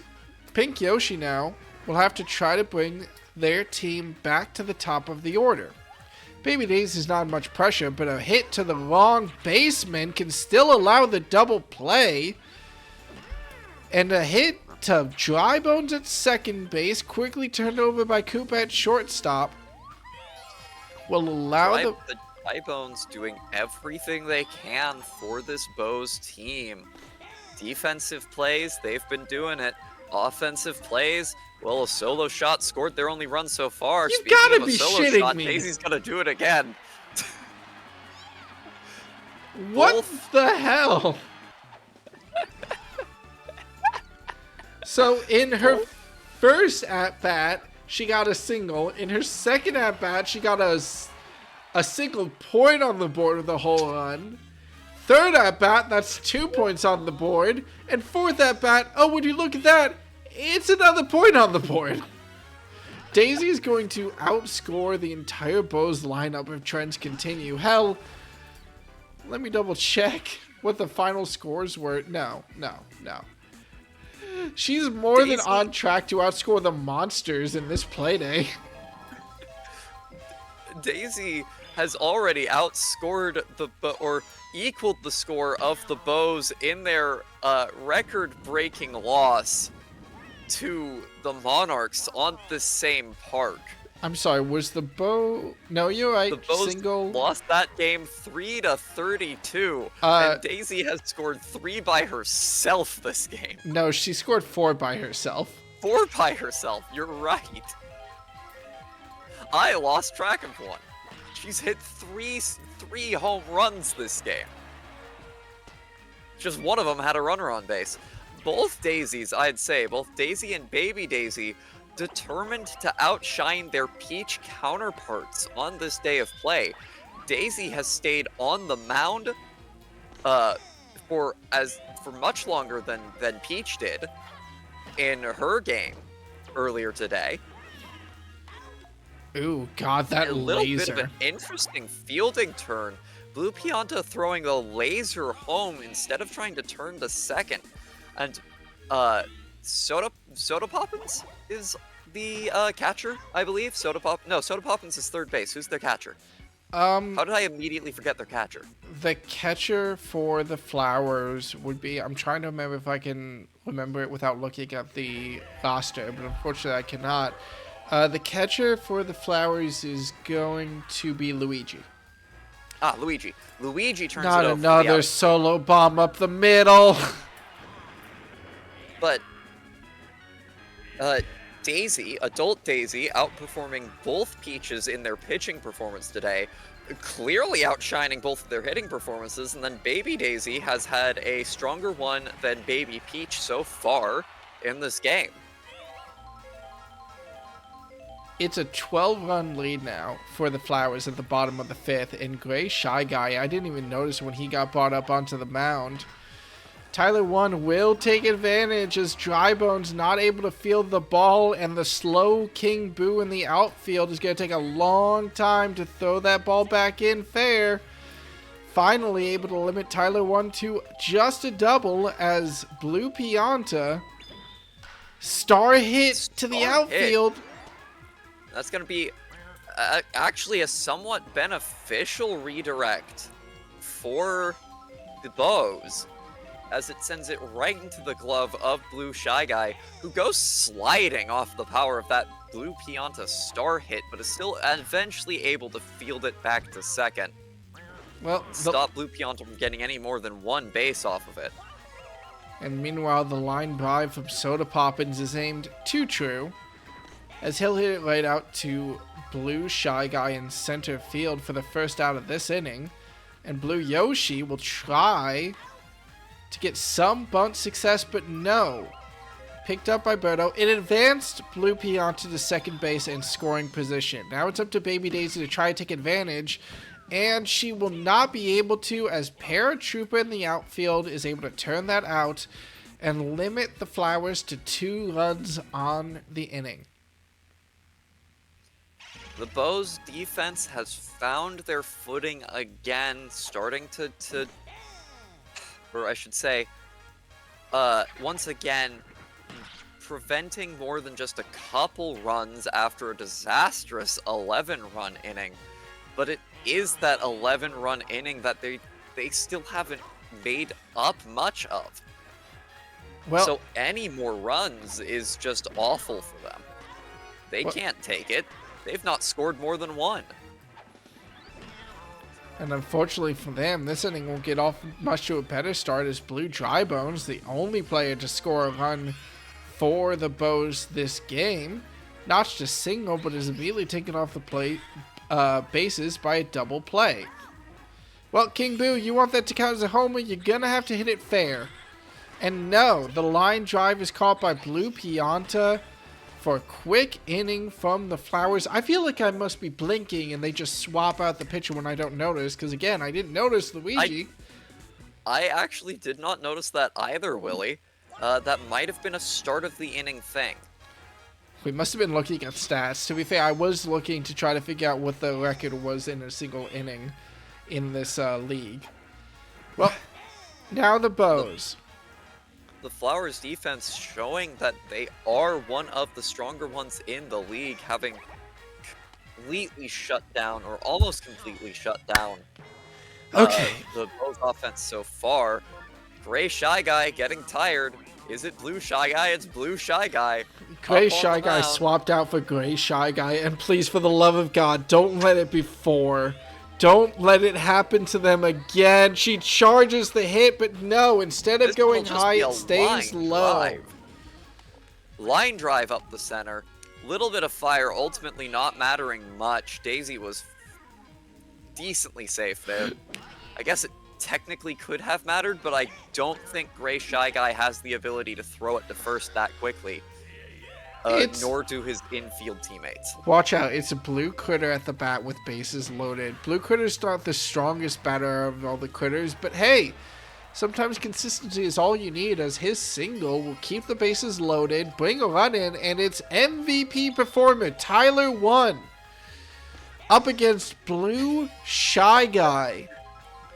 Charges the bat, hit! No, it's too low for a home run, but the hit to the outfield, redirected in the outfield, will allow 2 runs batted in. And it's 17-1 for the Flowers now, with still 0 outs in the inning. I have to say, it is always funny watching players watch a Shy Guy star pitch. Because, like, you've got all the time in the world to see it coming in. It's just a matter of deciding whether or not you want to hit it. Okay. Unfortunately, I know this is... Okay. Extremely rare thing to happen. Shy Guy misses Koopa as Koopa runs to second base. In canon, the nerves getting to this man, and for some reason he's rewarded, or maybe cursed, by having to take his turn on the mound. In reality, this is something that can happen with star players sometimes, where they will, with that newfound power in their arm, overshoot their targets just a little bit too much when trying to make those tight plays. They'll throw at what they think is the perfect time, but that ball will be let out a little bit too fast and beat the player to second. At least, off the double play from Koopa, they're able to end the Flowers inning. The Koopas have been solid defensive performers for other teams, and indeed for the Bows as well. What a Some catch. of their best defense has come from that green turtle's glove. It's not quite as much as you see from the red Koopa over on the Monsters, but the Monsters have just a better field built in general in terms of defensive performance. Well, now it's Blue Shy Guy, who after being caught out on the mound will be caught out at the plate, at least by Blue Pianta at shortstop. The Captain Birdo, who's been known to make statement plays when her team is down, is going to have to try to break past Luigi. Watches 2, good discipline, they were both balls. That's going to be a long hit. It'll be good for a single, but not really the kind of power play her team so desperately needs in a moment like this. That might come from star player Drybones. He needs to charge it. He needs to hit this deep. Charge? No, 3 Third balls. ball. Are we going to see a walk? Won't be the first time in Grand Slam Galaxy, but no. Finally, Have we seen a walk before? I think we've seen one in the Winter Classic. Hmm. I think it happened once. Luigi throwing some tricky pitches, but not really able to find the strike zone. Blue Pianta, however, will find the fly out, hopping for that catch to shut down the Bows players on base. Bring Baby Daisy up to the plate, up against star player Drybones.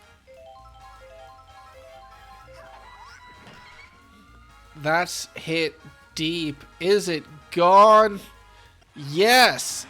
Baby Daisy herself also able to, thanks to admittedly the low fence in the outfield. If that fence was almost any other stadium in this league, I think if that fence was any other stadium in this league, it would have been kept fair, but hey, it allowed the baby. This is a home run park, Willie. It's a home run park. I can't believe that Baby Daisy managed to score a dinger. Sorry, I can't believe that Daisy managed to score a dinger in both the present and past. In the same game. Don't let it be in the same inning. I want to see it be in the same inning, though. No. She's not time. She's just going to take a double play. Her worst at-bat of the game, and also the only one she's gotten out on at all. Well, Luigi, who has not been an offensive player for the Flowers at any point, at least keeps them in this inning with a good hit out to deep center right. Now it's Blue Critter's turn with a high hit. I think he got a home run last at-bat, and this at-bat, he'll more than secure another one for a 2-run dinger. Ain't no trouble for the Flowers. Earlier, Blue Critter, not the most offensive of the critters, but still a batter to be reckoned with. That, unlike Baby Daisy's home run, would have absolutely been a home run in several other parks. And that'll be a 2-run home run for Blue Critter. Hey, it'll extend the Flowers lead to 20 now at the bottom of the 7th as Tyler 1 manages to sneak on base by hitting it just above the head of Blue Shy Guy at second.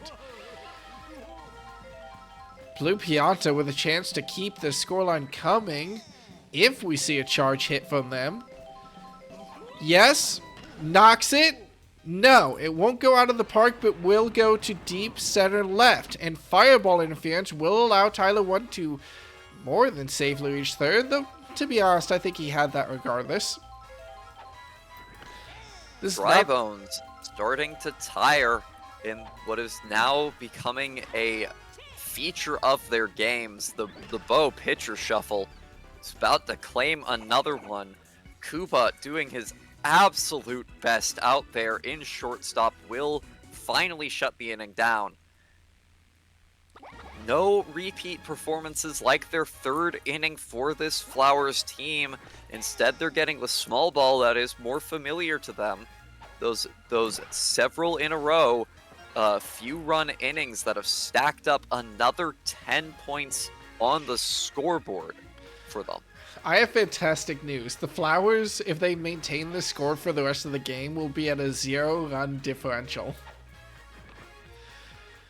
Blue Drybones tries to advance the runner and will successfully do so off a bunt, letting Paratrooper reach second off of the sacrifice. Now it's time for Gray Shy Guy with a solid start hit to bring Paratrooper into scoring position. I was going to say, Gray Shy Guy, not normally the batter you want to try and advance a runner for. You'd think it would be better for the Drybones to have gone for the hit, but it works out well for the Bows here. Gray Shy Guy's star hit, allowing for a single, and then King Boo's regular hit, finding another good single and batting in their runner.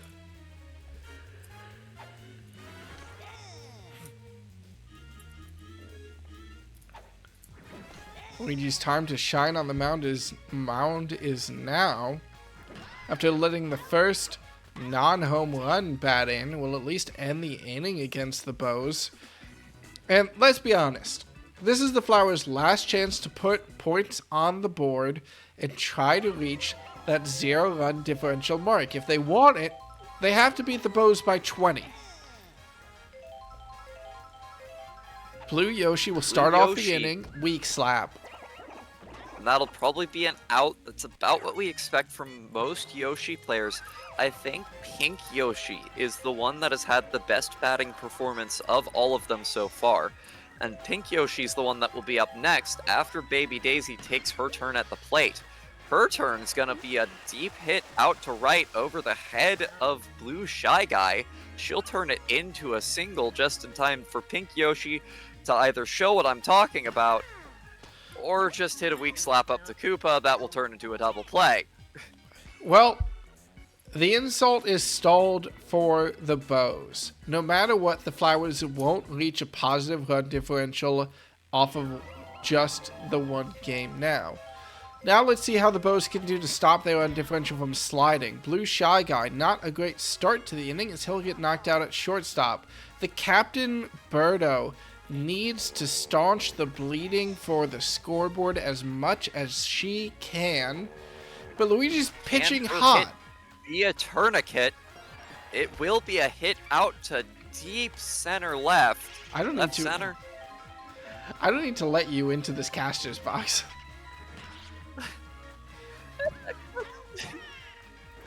Why do you hate wordplay, Willie? I hate all kinds of fun. At least on Playdays where the monsters lose. Now it's Koopa. Down to Koopa. Potential last batter for the Bows will be the last batter because that's going to be an easy pickup and turn over. Blue Pianta to Blue Critter. That classic Flowers defensive infield combo. One of the defensive highlights of this season. Those two players have turned so many double plays and triple plays even. And now we're seeing them lock down the game. The Flowers will not reach 0 on their run differential. They will now sit at -1 from -20 at the end of the game. Well, but I think that's a game performance they can be very, very happy with. I'm going to be honest. I'm a little bit surprised to see Blue Critter in the MVP box and Daisy not allowed the honor after her 4 points off of 3 home runs. That is very surprising. But the official scorecard will favor Blue Critter's fielding ability, which is also fair. Blue Critter did hit some home runs of his own, not as many as Daisy, but did excellent on that fielding throughout the game. All right. Well, after high-scoring game after high-scoring game after high-scoring game, we've seen a bit of a degradation for the losing team. The first losing team of the night was the Monarchs. They scored 14, respectable performance. The Monsters shut down to only 6, which you can't ignore. The Bows now kept to only 2, which after losing to a 21 high will look a lot shakier. Well, we'll see how this bows for the last game of the day, which should be a defensive powerhouse. As well, how's it not going to be in the stadium that they've chosen? For the first time in Grand Slam Galaxy history, we're heading to Bowser Jr.'s Playroom as the yes, the Bowser's Jr. as the resurgent Spitballs take on the resurgent FireEggs, after a great comeback last week, take on a new look Spitballs team. Now let's go over these two teams. I want to talk first about the Spitballs, if I may do the honors. Please go ahead. New look outfield and new player brought to the fore, as Miyamoto will join this team in right field, and for the first time we'll have a happy synergistic outfield for the Spitballs, as Reggie, Wiggler, and Miyamoto will try to lock down any scoring attempts for the offense. I don't hate this. I really like this posturing from the Spitballs. This should make it very hard for other teams to score against them, especially with, I would imagine, the pitching order here being Waluigi to Wario, of course, and then you would expect someone like Blooper to come up on the mound to act as a tertiary pitcher. That should keep this outfield nice and stable. Yes, indeedy. I also like the move to put their Dry Bones player over on third base. Does not have chemistry with any of the other members of the team, due to some unfortunate color matching. That is, I believe, green Dry Bones. Mm-hmm. Regular Dry Bones would have some color matching with Iwata. Instead, green Dry Bones does not have color matching with anyone, nor regular chemistry with anyone, and thus does not have chemistry. Still a very strong hitter in his own right, and over at third base, should not impact fielding too much. Well, the Spitballs aren't the only ones to swap up their outfields, as the Fireballs, dodging potential disaster in their terrifyingly close comeback against the Rookies' last Playday, they've decided to swap it up. While Mario was able to lock down the pitcher position for them, Yoshi in the outfield was seen as a liability, and he's being brought to the catcher position. Instead, trying to capitalize off the success, keep in mind, they only won that last game in no small part due to an amazing catch in the outfield by Baby Luigi that only he, as one of the Super Jump players, could have made. Trying to replicate that, they'll turn to a baby outfield. Baby DK and the speedsters of Baby Mario and Baby Luigi will try to shut down any offense their opponent is able to start.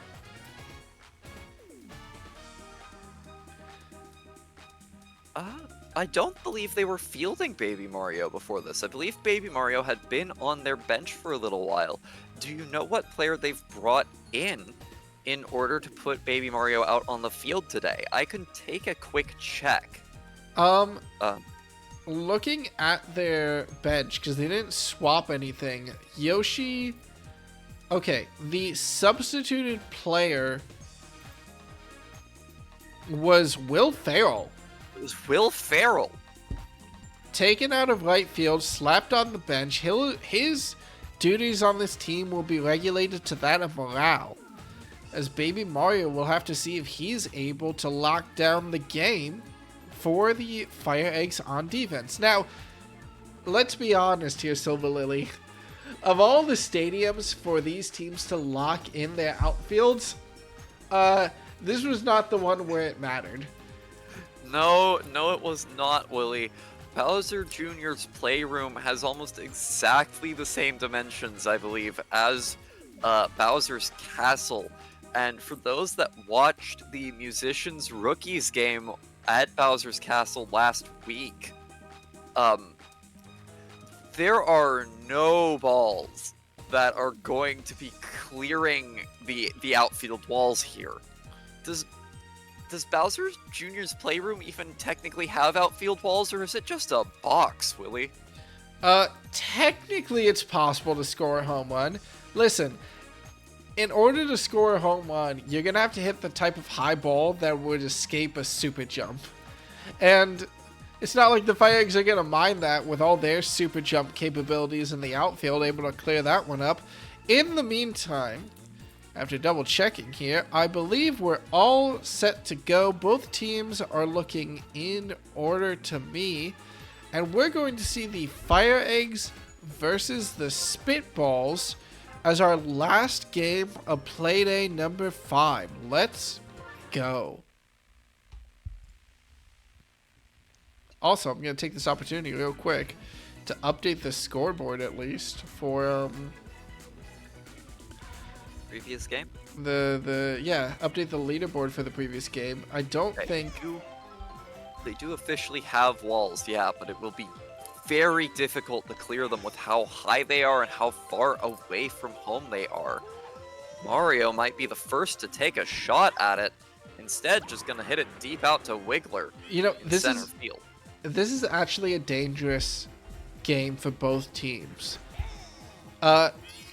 Whoever loses it will be locked into 7th place in the league, as the Flowers will overtake them. Of course, the Spitballs can only avoid 7th place if they win, and win by at least 11 for tying for 6th place. So the Spitballs need a big game here.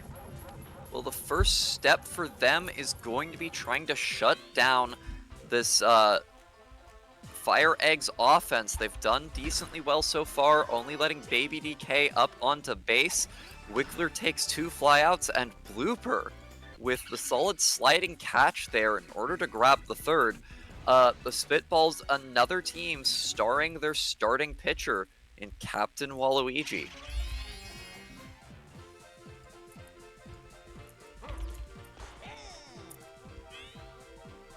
Now it'll be K. Rule starting to pitch once more for the FireEggs, finding 2 quick fastball strikes onto Green Drybones, but Green Drybones will slap it out to left and right into the waiting hands of Baby DK. Yeah, sorry for taking that opportunity to update the scoreboard so I don't have to do it all at the end of the game. Pegasus. Perfectly all right, Willie. Pegasus is able to leap and make that catch to avoid any runners from the Spitballs, able to make it on, and Blooper isn't going to have much luck either. 3 up, 3 out for their first attempt. And, well, we'll go into the second with not much happening for either team.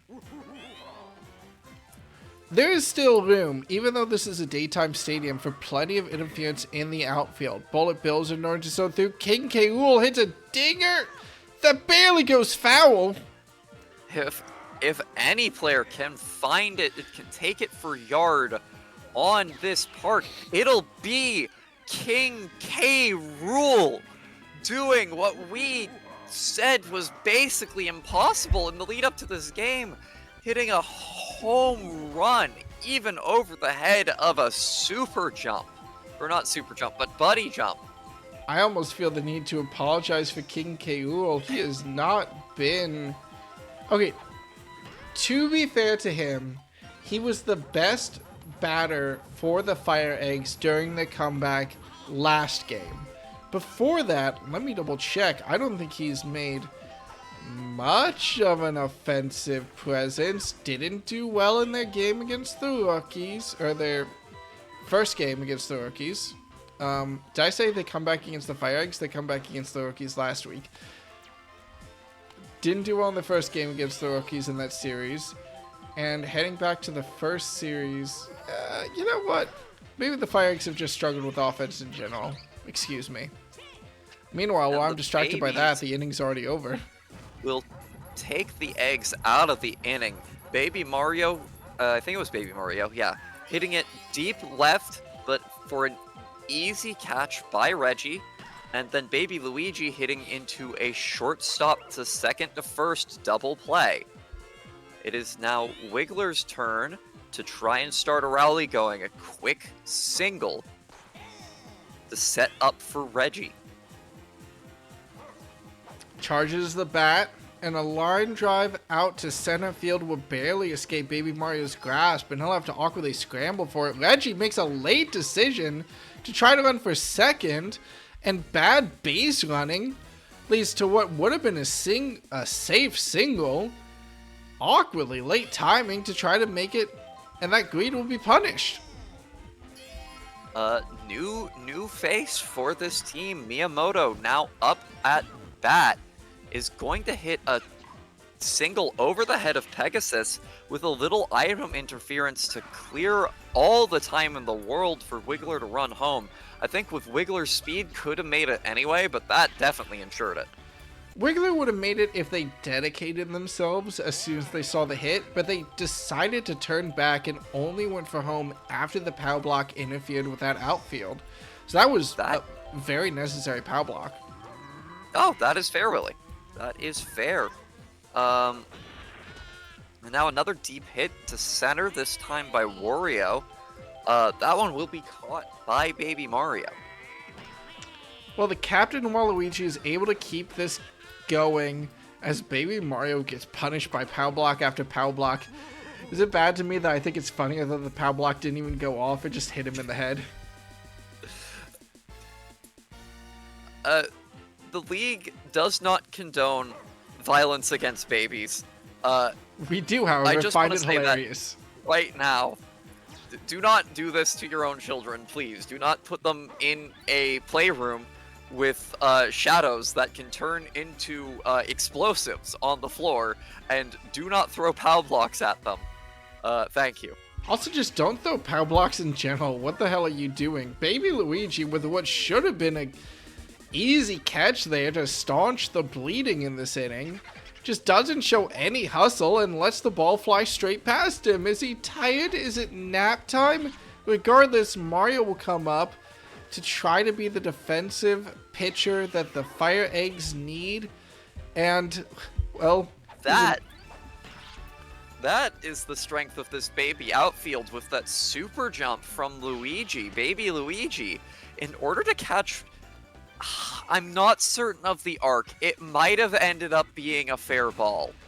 It might have ended up staying in play from Green Dry Bones, but it looked like it also might have gone out. Well, we are seeing teams show us that we don't know anything about this park. They can absolutely take it for yard. No. Red Yoshi? Okay, no, that one would have been fair. That one would have been fair. It was curving in. It was curving in. That one would have been fair. I don't think I need to make any commentary on that play. I don't think you need any in-depth analysis. I think the only analysis we need is your reaction and the way you said, Red Yoshi? With indignation in your voice. Well,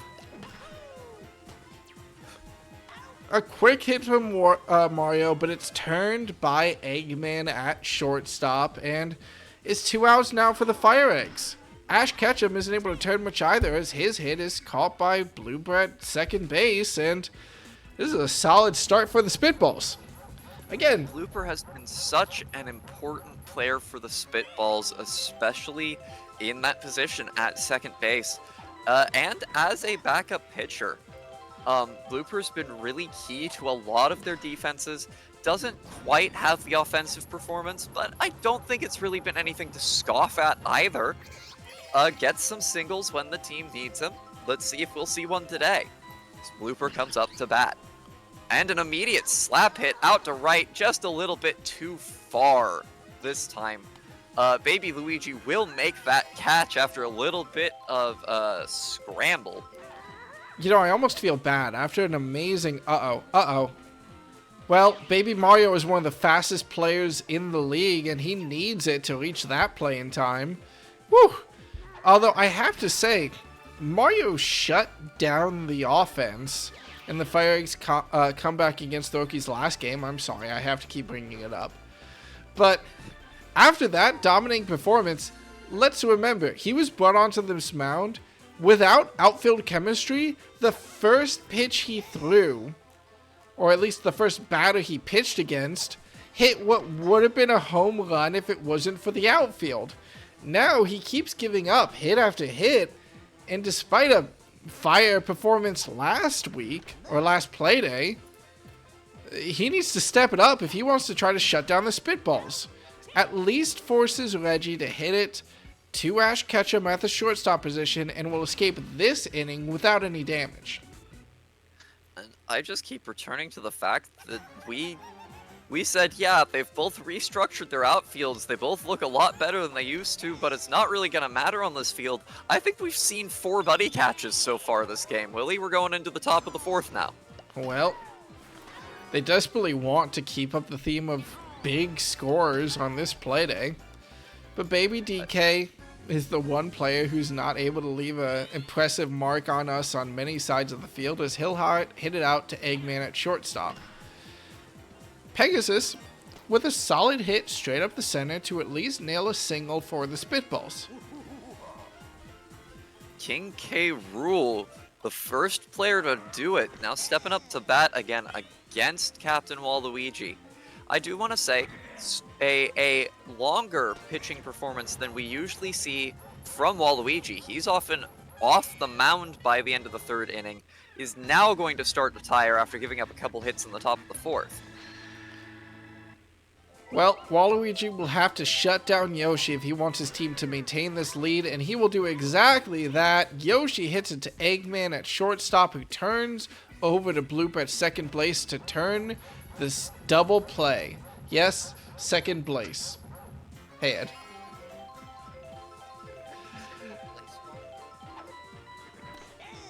Miyamoto now with a chance to try to extend this lead for the Spitballs. Mario hasn't had a great performance so far, but he'll try to at least make sure that there's no good opportunities for Miyamoto. Regardless, Miyamoto will find that opportunity. You can't stop me, Mario. I created you. The Jumpman has no chances against Jumpman Senior. Wario, we've seen devastating star hits in the right situation turn this team into an offensive nightmare, but he'll settle for the slap. I'm still looking at the fact that they've got full bar. So am I, and we know Waluigi has liked to use it devastatingly offensively in the past. What was 2 that swing? strikes now. Why'd he even bother swinging at that one? Ooh, no. Not going to use it this time. Instead, following his teammates' examples, solid hit up center. Unlike Miyamoto's, it's going to sail clear over the heads of the infield. This will load the bases for Eggman. Pressure Hey, on look, a hit up center. pressure on Mario, and despite Wario's going to be caught out at home. No! Oh. No, he's barely going to make it. Just barely. No outs, 2 in. Runners on the corners off of some weird fielding from the FireEggs. A little bit of a baby bungle. And that's going to bring Green Dry Bones Slugger up to bat. Oh, Slugger. Oh, Slugger. The babies couldn't make it in time, and the punishment continues for Mario on the pitcher's mound. I thought 12 runs to stay out of 7th place was going to be near impossible for this team on this stadium, but they're well on their way as they extend their lead and make it 7-1. That was another home run. That was another home run. We should just stop talking. I really don't know what to say, Willie. I really I don't thought know what to say at all. I really thought we were going to commit to the bit and both just shut up.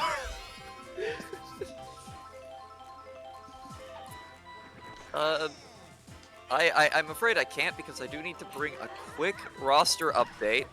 As we no. will see. Okay. Well, I'll hold it but it looks like this is going to be the end of the inning unless the fire comes out and it's too late to matter and they missed it anyway. Quick roster update. The musicians have swapped Funky Kong back to second base and have put Yellow Pianta on third for the upcoming their second game against the Monsters. Okay. Give it a good old DK okay there. Yep. Well, the FireEggs, if they want... Let's be honest. I'm kind of scared to count the FireEggs out here. They've tired out Waluigi, the first pitcher and the star player for the Spitballs, and forced him back into the catcher position. I really don't want to see a bunt from Mario. I want his bat to be too short to make contact here. Okay, he won't try to bunt it. And that is tiring out Waluigi is going to be an enemy No. first step in getting points, but it's not going to happen right there. Another hit over to Eggman at shortstop, turned to first for a double play. The babies shutting down their own offense once again. Red Yoshi hits the same line but a little bit higher to allow him to reach second base. I don't know if the move really mattered there, but it definitely made sure that it was a double. Red Yoshi, something of a surprise power hitter this game. Ooh. Mario sees through Wario's tricks and gets a slap, but Blooper there in time to reach out a tentacle and reel it right in. Well, if the Spitballs want to avoid the bottom two slots in the league, they have to keep this offensive pressure on. Offensive pressure that Reggie will not be able to produce, as he'll knock it right into the glove of Ash Ketchum at shortstop. Miyamoto now, new face on the block. New face, same play. As a hit to shortstop makes the catch a little bit more difficult, but cannot escape Ash Ketchum's glove. Warriors' turn. Do you remember who the Spitballs played against in the preseason? In the preseason, I would have to check, but the Spitballs played against the rookies. They played against the rookies. They played against the rookies. And they won. They won that game actually pretty well, 10-4. But it was 10-4, yes. Why do you bring it up? I couldn't remember if these two teams had seen each other before. No. But they have not.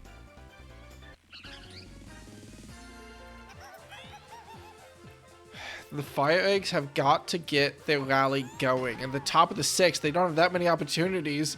Are you kidding me? DK! What the fuck? Hit a home run! What? The actual... No! No commentary, no analysis. What the fuck? I don't even think the Spitballs can be mad about that one. Baby DK, who has never produced, hits a solo dinger, and let me check the name of the stadium, Bowser Jr.'s Playroom. We are turning up the age rating on this broadcast because of that.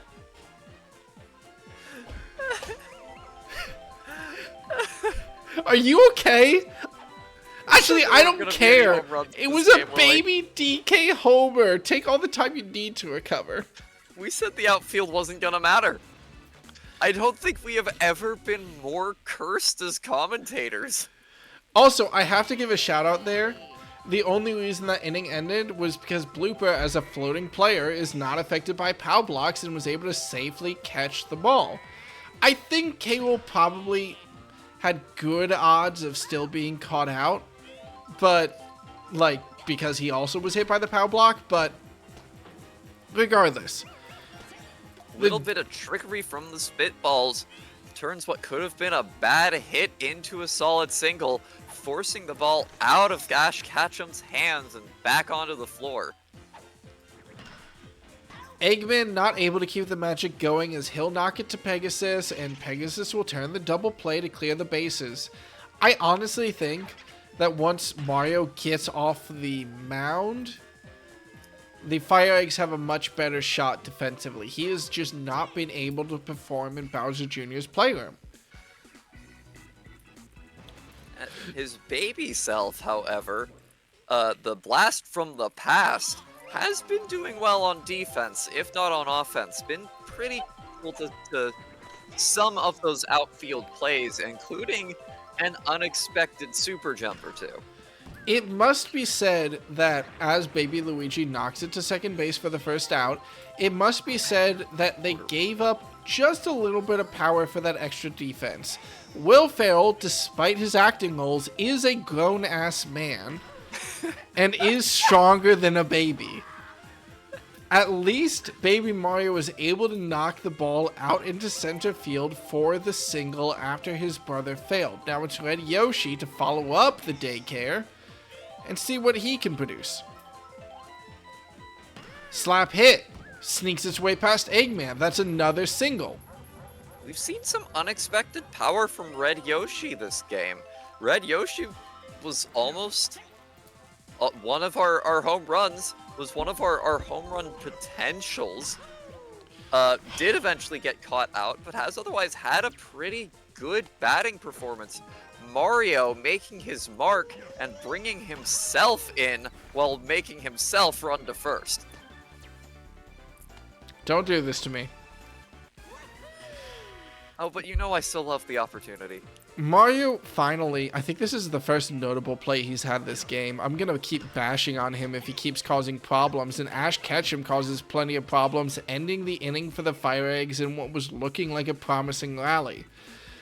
Look, they're still not out. The FireEggs did a bomb performance last Playday in that run back. But 4 now runs is a very accomplishable run differential to make up, Willie, in this league especially.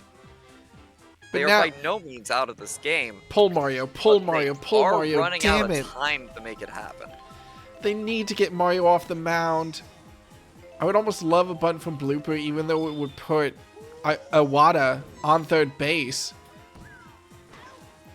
Mario taking full advantage of Blooper's telegraphed bunt. Finally. Throwing a fire pitch just to make it bounce right into the air.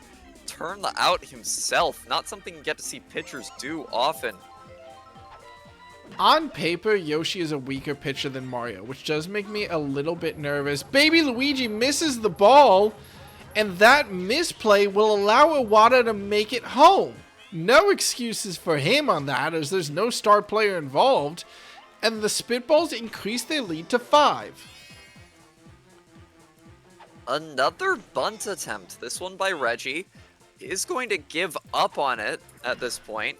Instead, just slap it.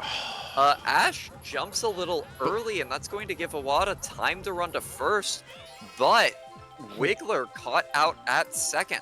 I think Wiggler thought that Ash Ketchum had that catch.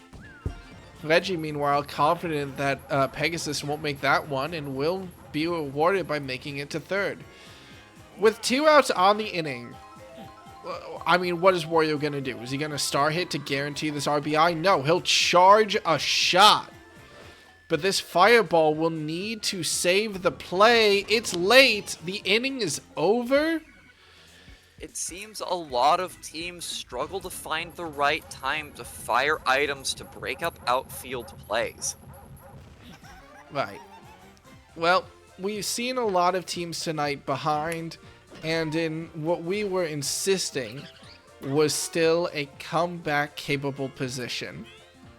Now the FireEggs, the only team to prove that they have the chops to do it, are going to have to start performing, but they're going to start this inning instead with 2 quick outs at first base. We've also seen a lot of 2-out rallies so far today, though, Willie.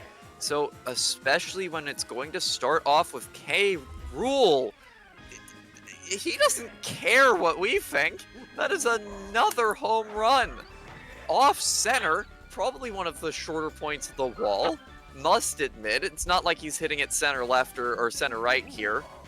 Left center, right center. I'm not certain. While you figure out what your directions are in the playroom, Yoshi the captain brought up, and an item will assist staying on first base, and the inning stays alive for the FireEggs. Anyway, the wall dips in the center and flares out towards its left and right before hitting you can see the shape of it. It's in the background right now. I can see it. So the center home run is one of the easier ones to hit, but it's still incredibly far away from home plate. And King K. Rool's done it twice. One to center and one out to left. I don't want to bring any curses on this team. 4 runs is not guaranteed safety. It should be. It really should be. But Eggman would love to make sure that the Spitballs have a bigger cushion. After the deep hit by Captain Waluigi is unfortunately a little too deep and a little too high without going too far. Clean dry bones, He though. was able to catch that one, and then right there, Pegasus takes it in from the infield and turns it over to first. It's now up to Green Dry Bones to keep his teams batting alive in this inning. Well, he'll take that single with happiness. Iwata will have to keep it going here. The slap straight up the middle evades Pegasus's glove. And, well, runner's on first, runner on second, blooper up. If he can just make it to get it to Wiggler, no, Pegasus will catch it out. Okay, I think directly or indirectly, King K. Rool becomes the storyline of this 9th inning. If the FireEggs can survive long enough for him to come back on to play, then by definition, they'll at least be tied in this game. Or at least have more than enough runners on to take the lead. But no, Baby Mario does not start that round the base trip that the FireEggs so desperately need. He's taking a round trip from the plate straight back to the dugout. Red Yoshi now charges up, takes the hit along the baseline, but curves too far foul. Another attempt, but the slap hit is caught out by Eggman at shortstop. They now need 4 runs without an error to avoid last place in this league, or 7th place in this league. They're not gonna find it. That was a quick 3 up, 3 down inning. Survive to K. Rool. They didn't survive 2 Marios. And just like that, let's be fair, lowest scoring game of the night, but still, a 4-8 victory to the Spitballs. They will propel themselves up to, I believe, 5th place in the league. We'll double check after we check the scoreboard. And, well, MVP contention will go to Eggman after they manage to shut down the FireEggs and any potential of a comeback. Yes, indeed. I can't say that MVP was unearned. Eggman made a showing of himself at pretty much all times in this game. Was not one of our unexpected home runs, but still a solid player nonetheless. Only real performances for the Eggs, according to this scoreline, from K. Rool expected, and Baby DK not so much. Yeah, not so much. Honestly, considering everything that happened, it needs to be said, exceptionally low point game for both teams. The MVP only got 100. Let me double check. I think K. Rool actually had more in total. Yeah, K. Rool had 110, but was on the losing team, which makes sense. Has to be said, yeah, not overall a high-scoring game. I mean, double checking, at least in the Monarchs case, in their loss, they had 2 players who reached 100 points in the box. And in the Monsters loss, they also had 2 players who reached 100 points in the box. Spitballs win. Their MVP of the game only reaches 100 points. Then again, on a relatively low-scoring game, you can't exactly blame the Spitballs, especially on a match like, on a stadium like this. Stadium definitely still made its mark on these teams' offenses, just maybe not the ones we were expecting it to make. Alright, let's update and double check these standings as the Spitballs cash their way out of the bottom of the league with a 8-4 victory on their pick. So after updating the scoreboard to make sure that we're all set. What, do you have a comment before I go one, down you the just stairs? added too many and subtracted too many. They should both be at -8. I believe the Spitballs and FireEggs are now completely tied in the standings. 2, 3. They Yeah. went up 4 from this game. Yeah, no, you are so right, actually. I totally mistyped that. Thank you, so that I can track that storyline. Okay. So moving around the records here. Yeah, wow, that is a very interesting, not actually a lot of movement in total on the scoreboard today. In actuality, the only team to actually move are the Rookies and the FireEggs swap positions on the scoreboard.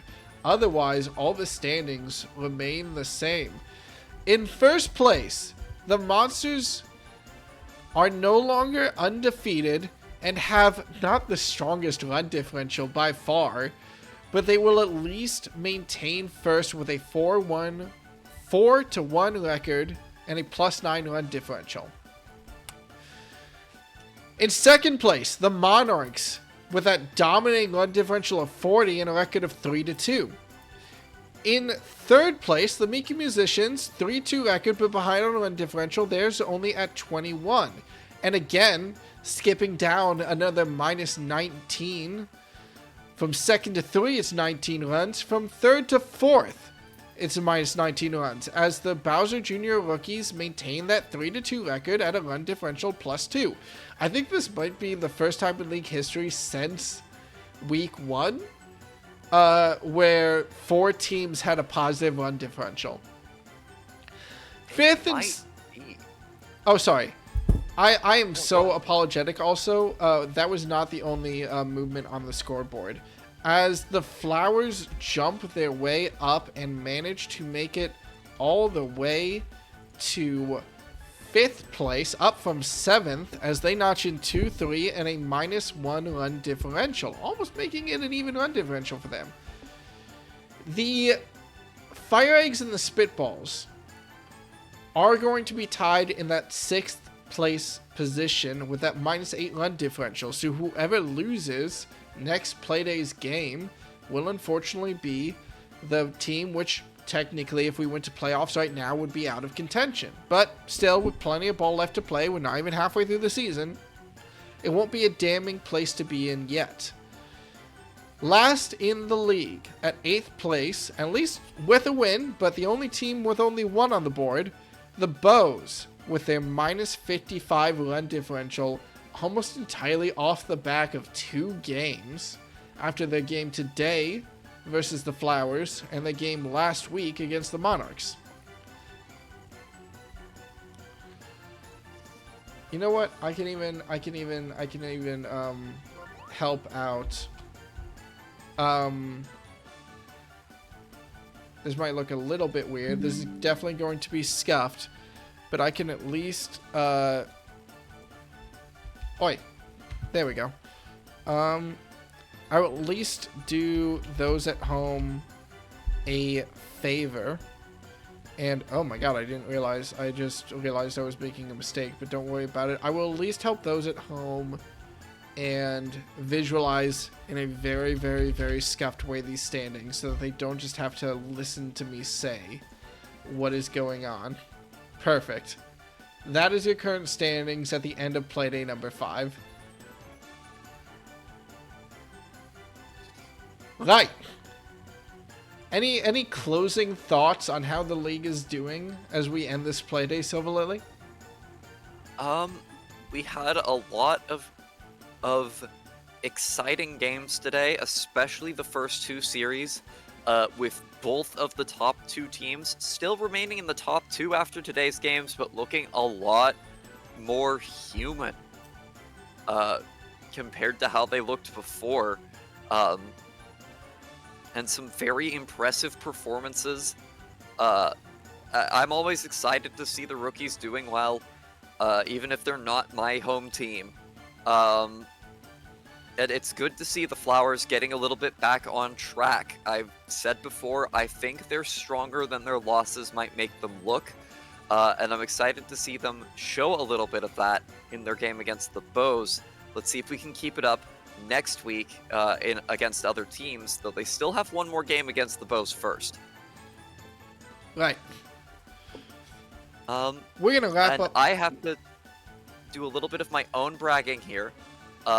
Did a little bit of consulting for the Spitballs on their outfield, on their defensive structure.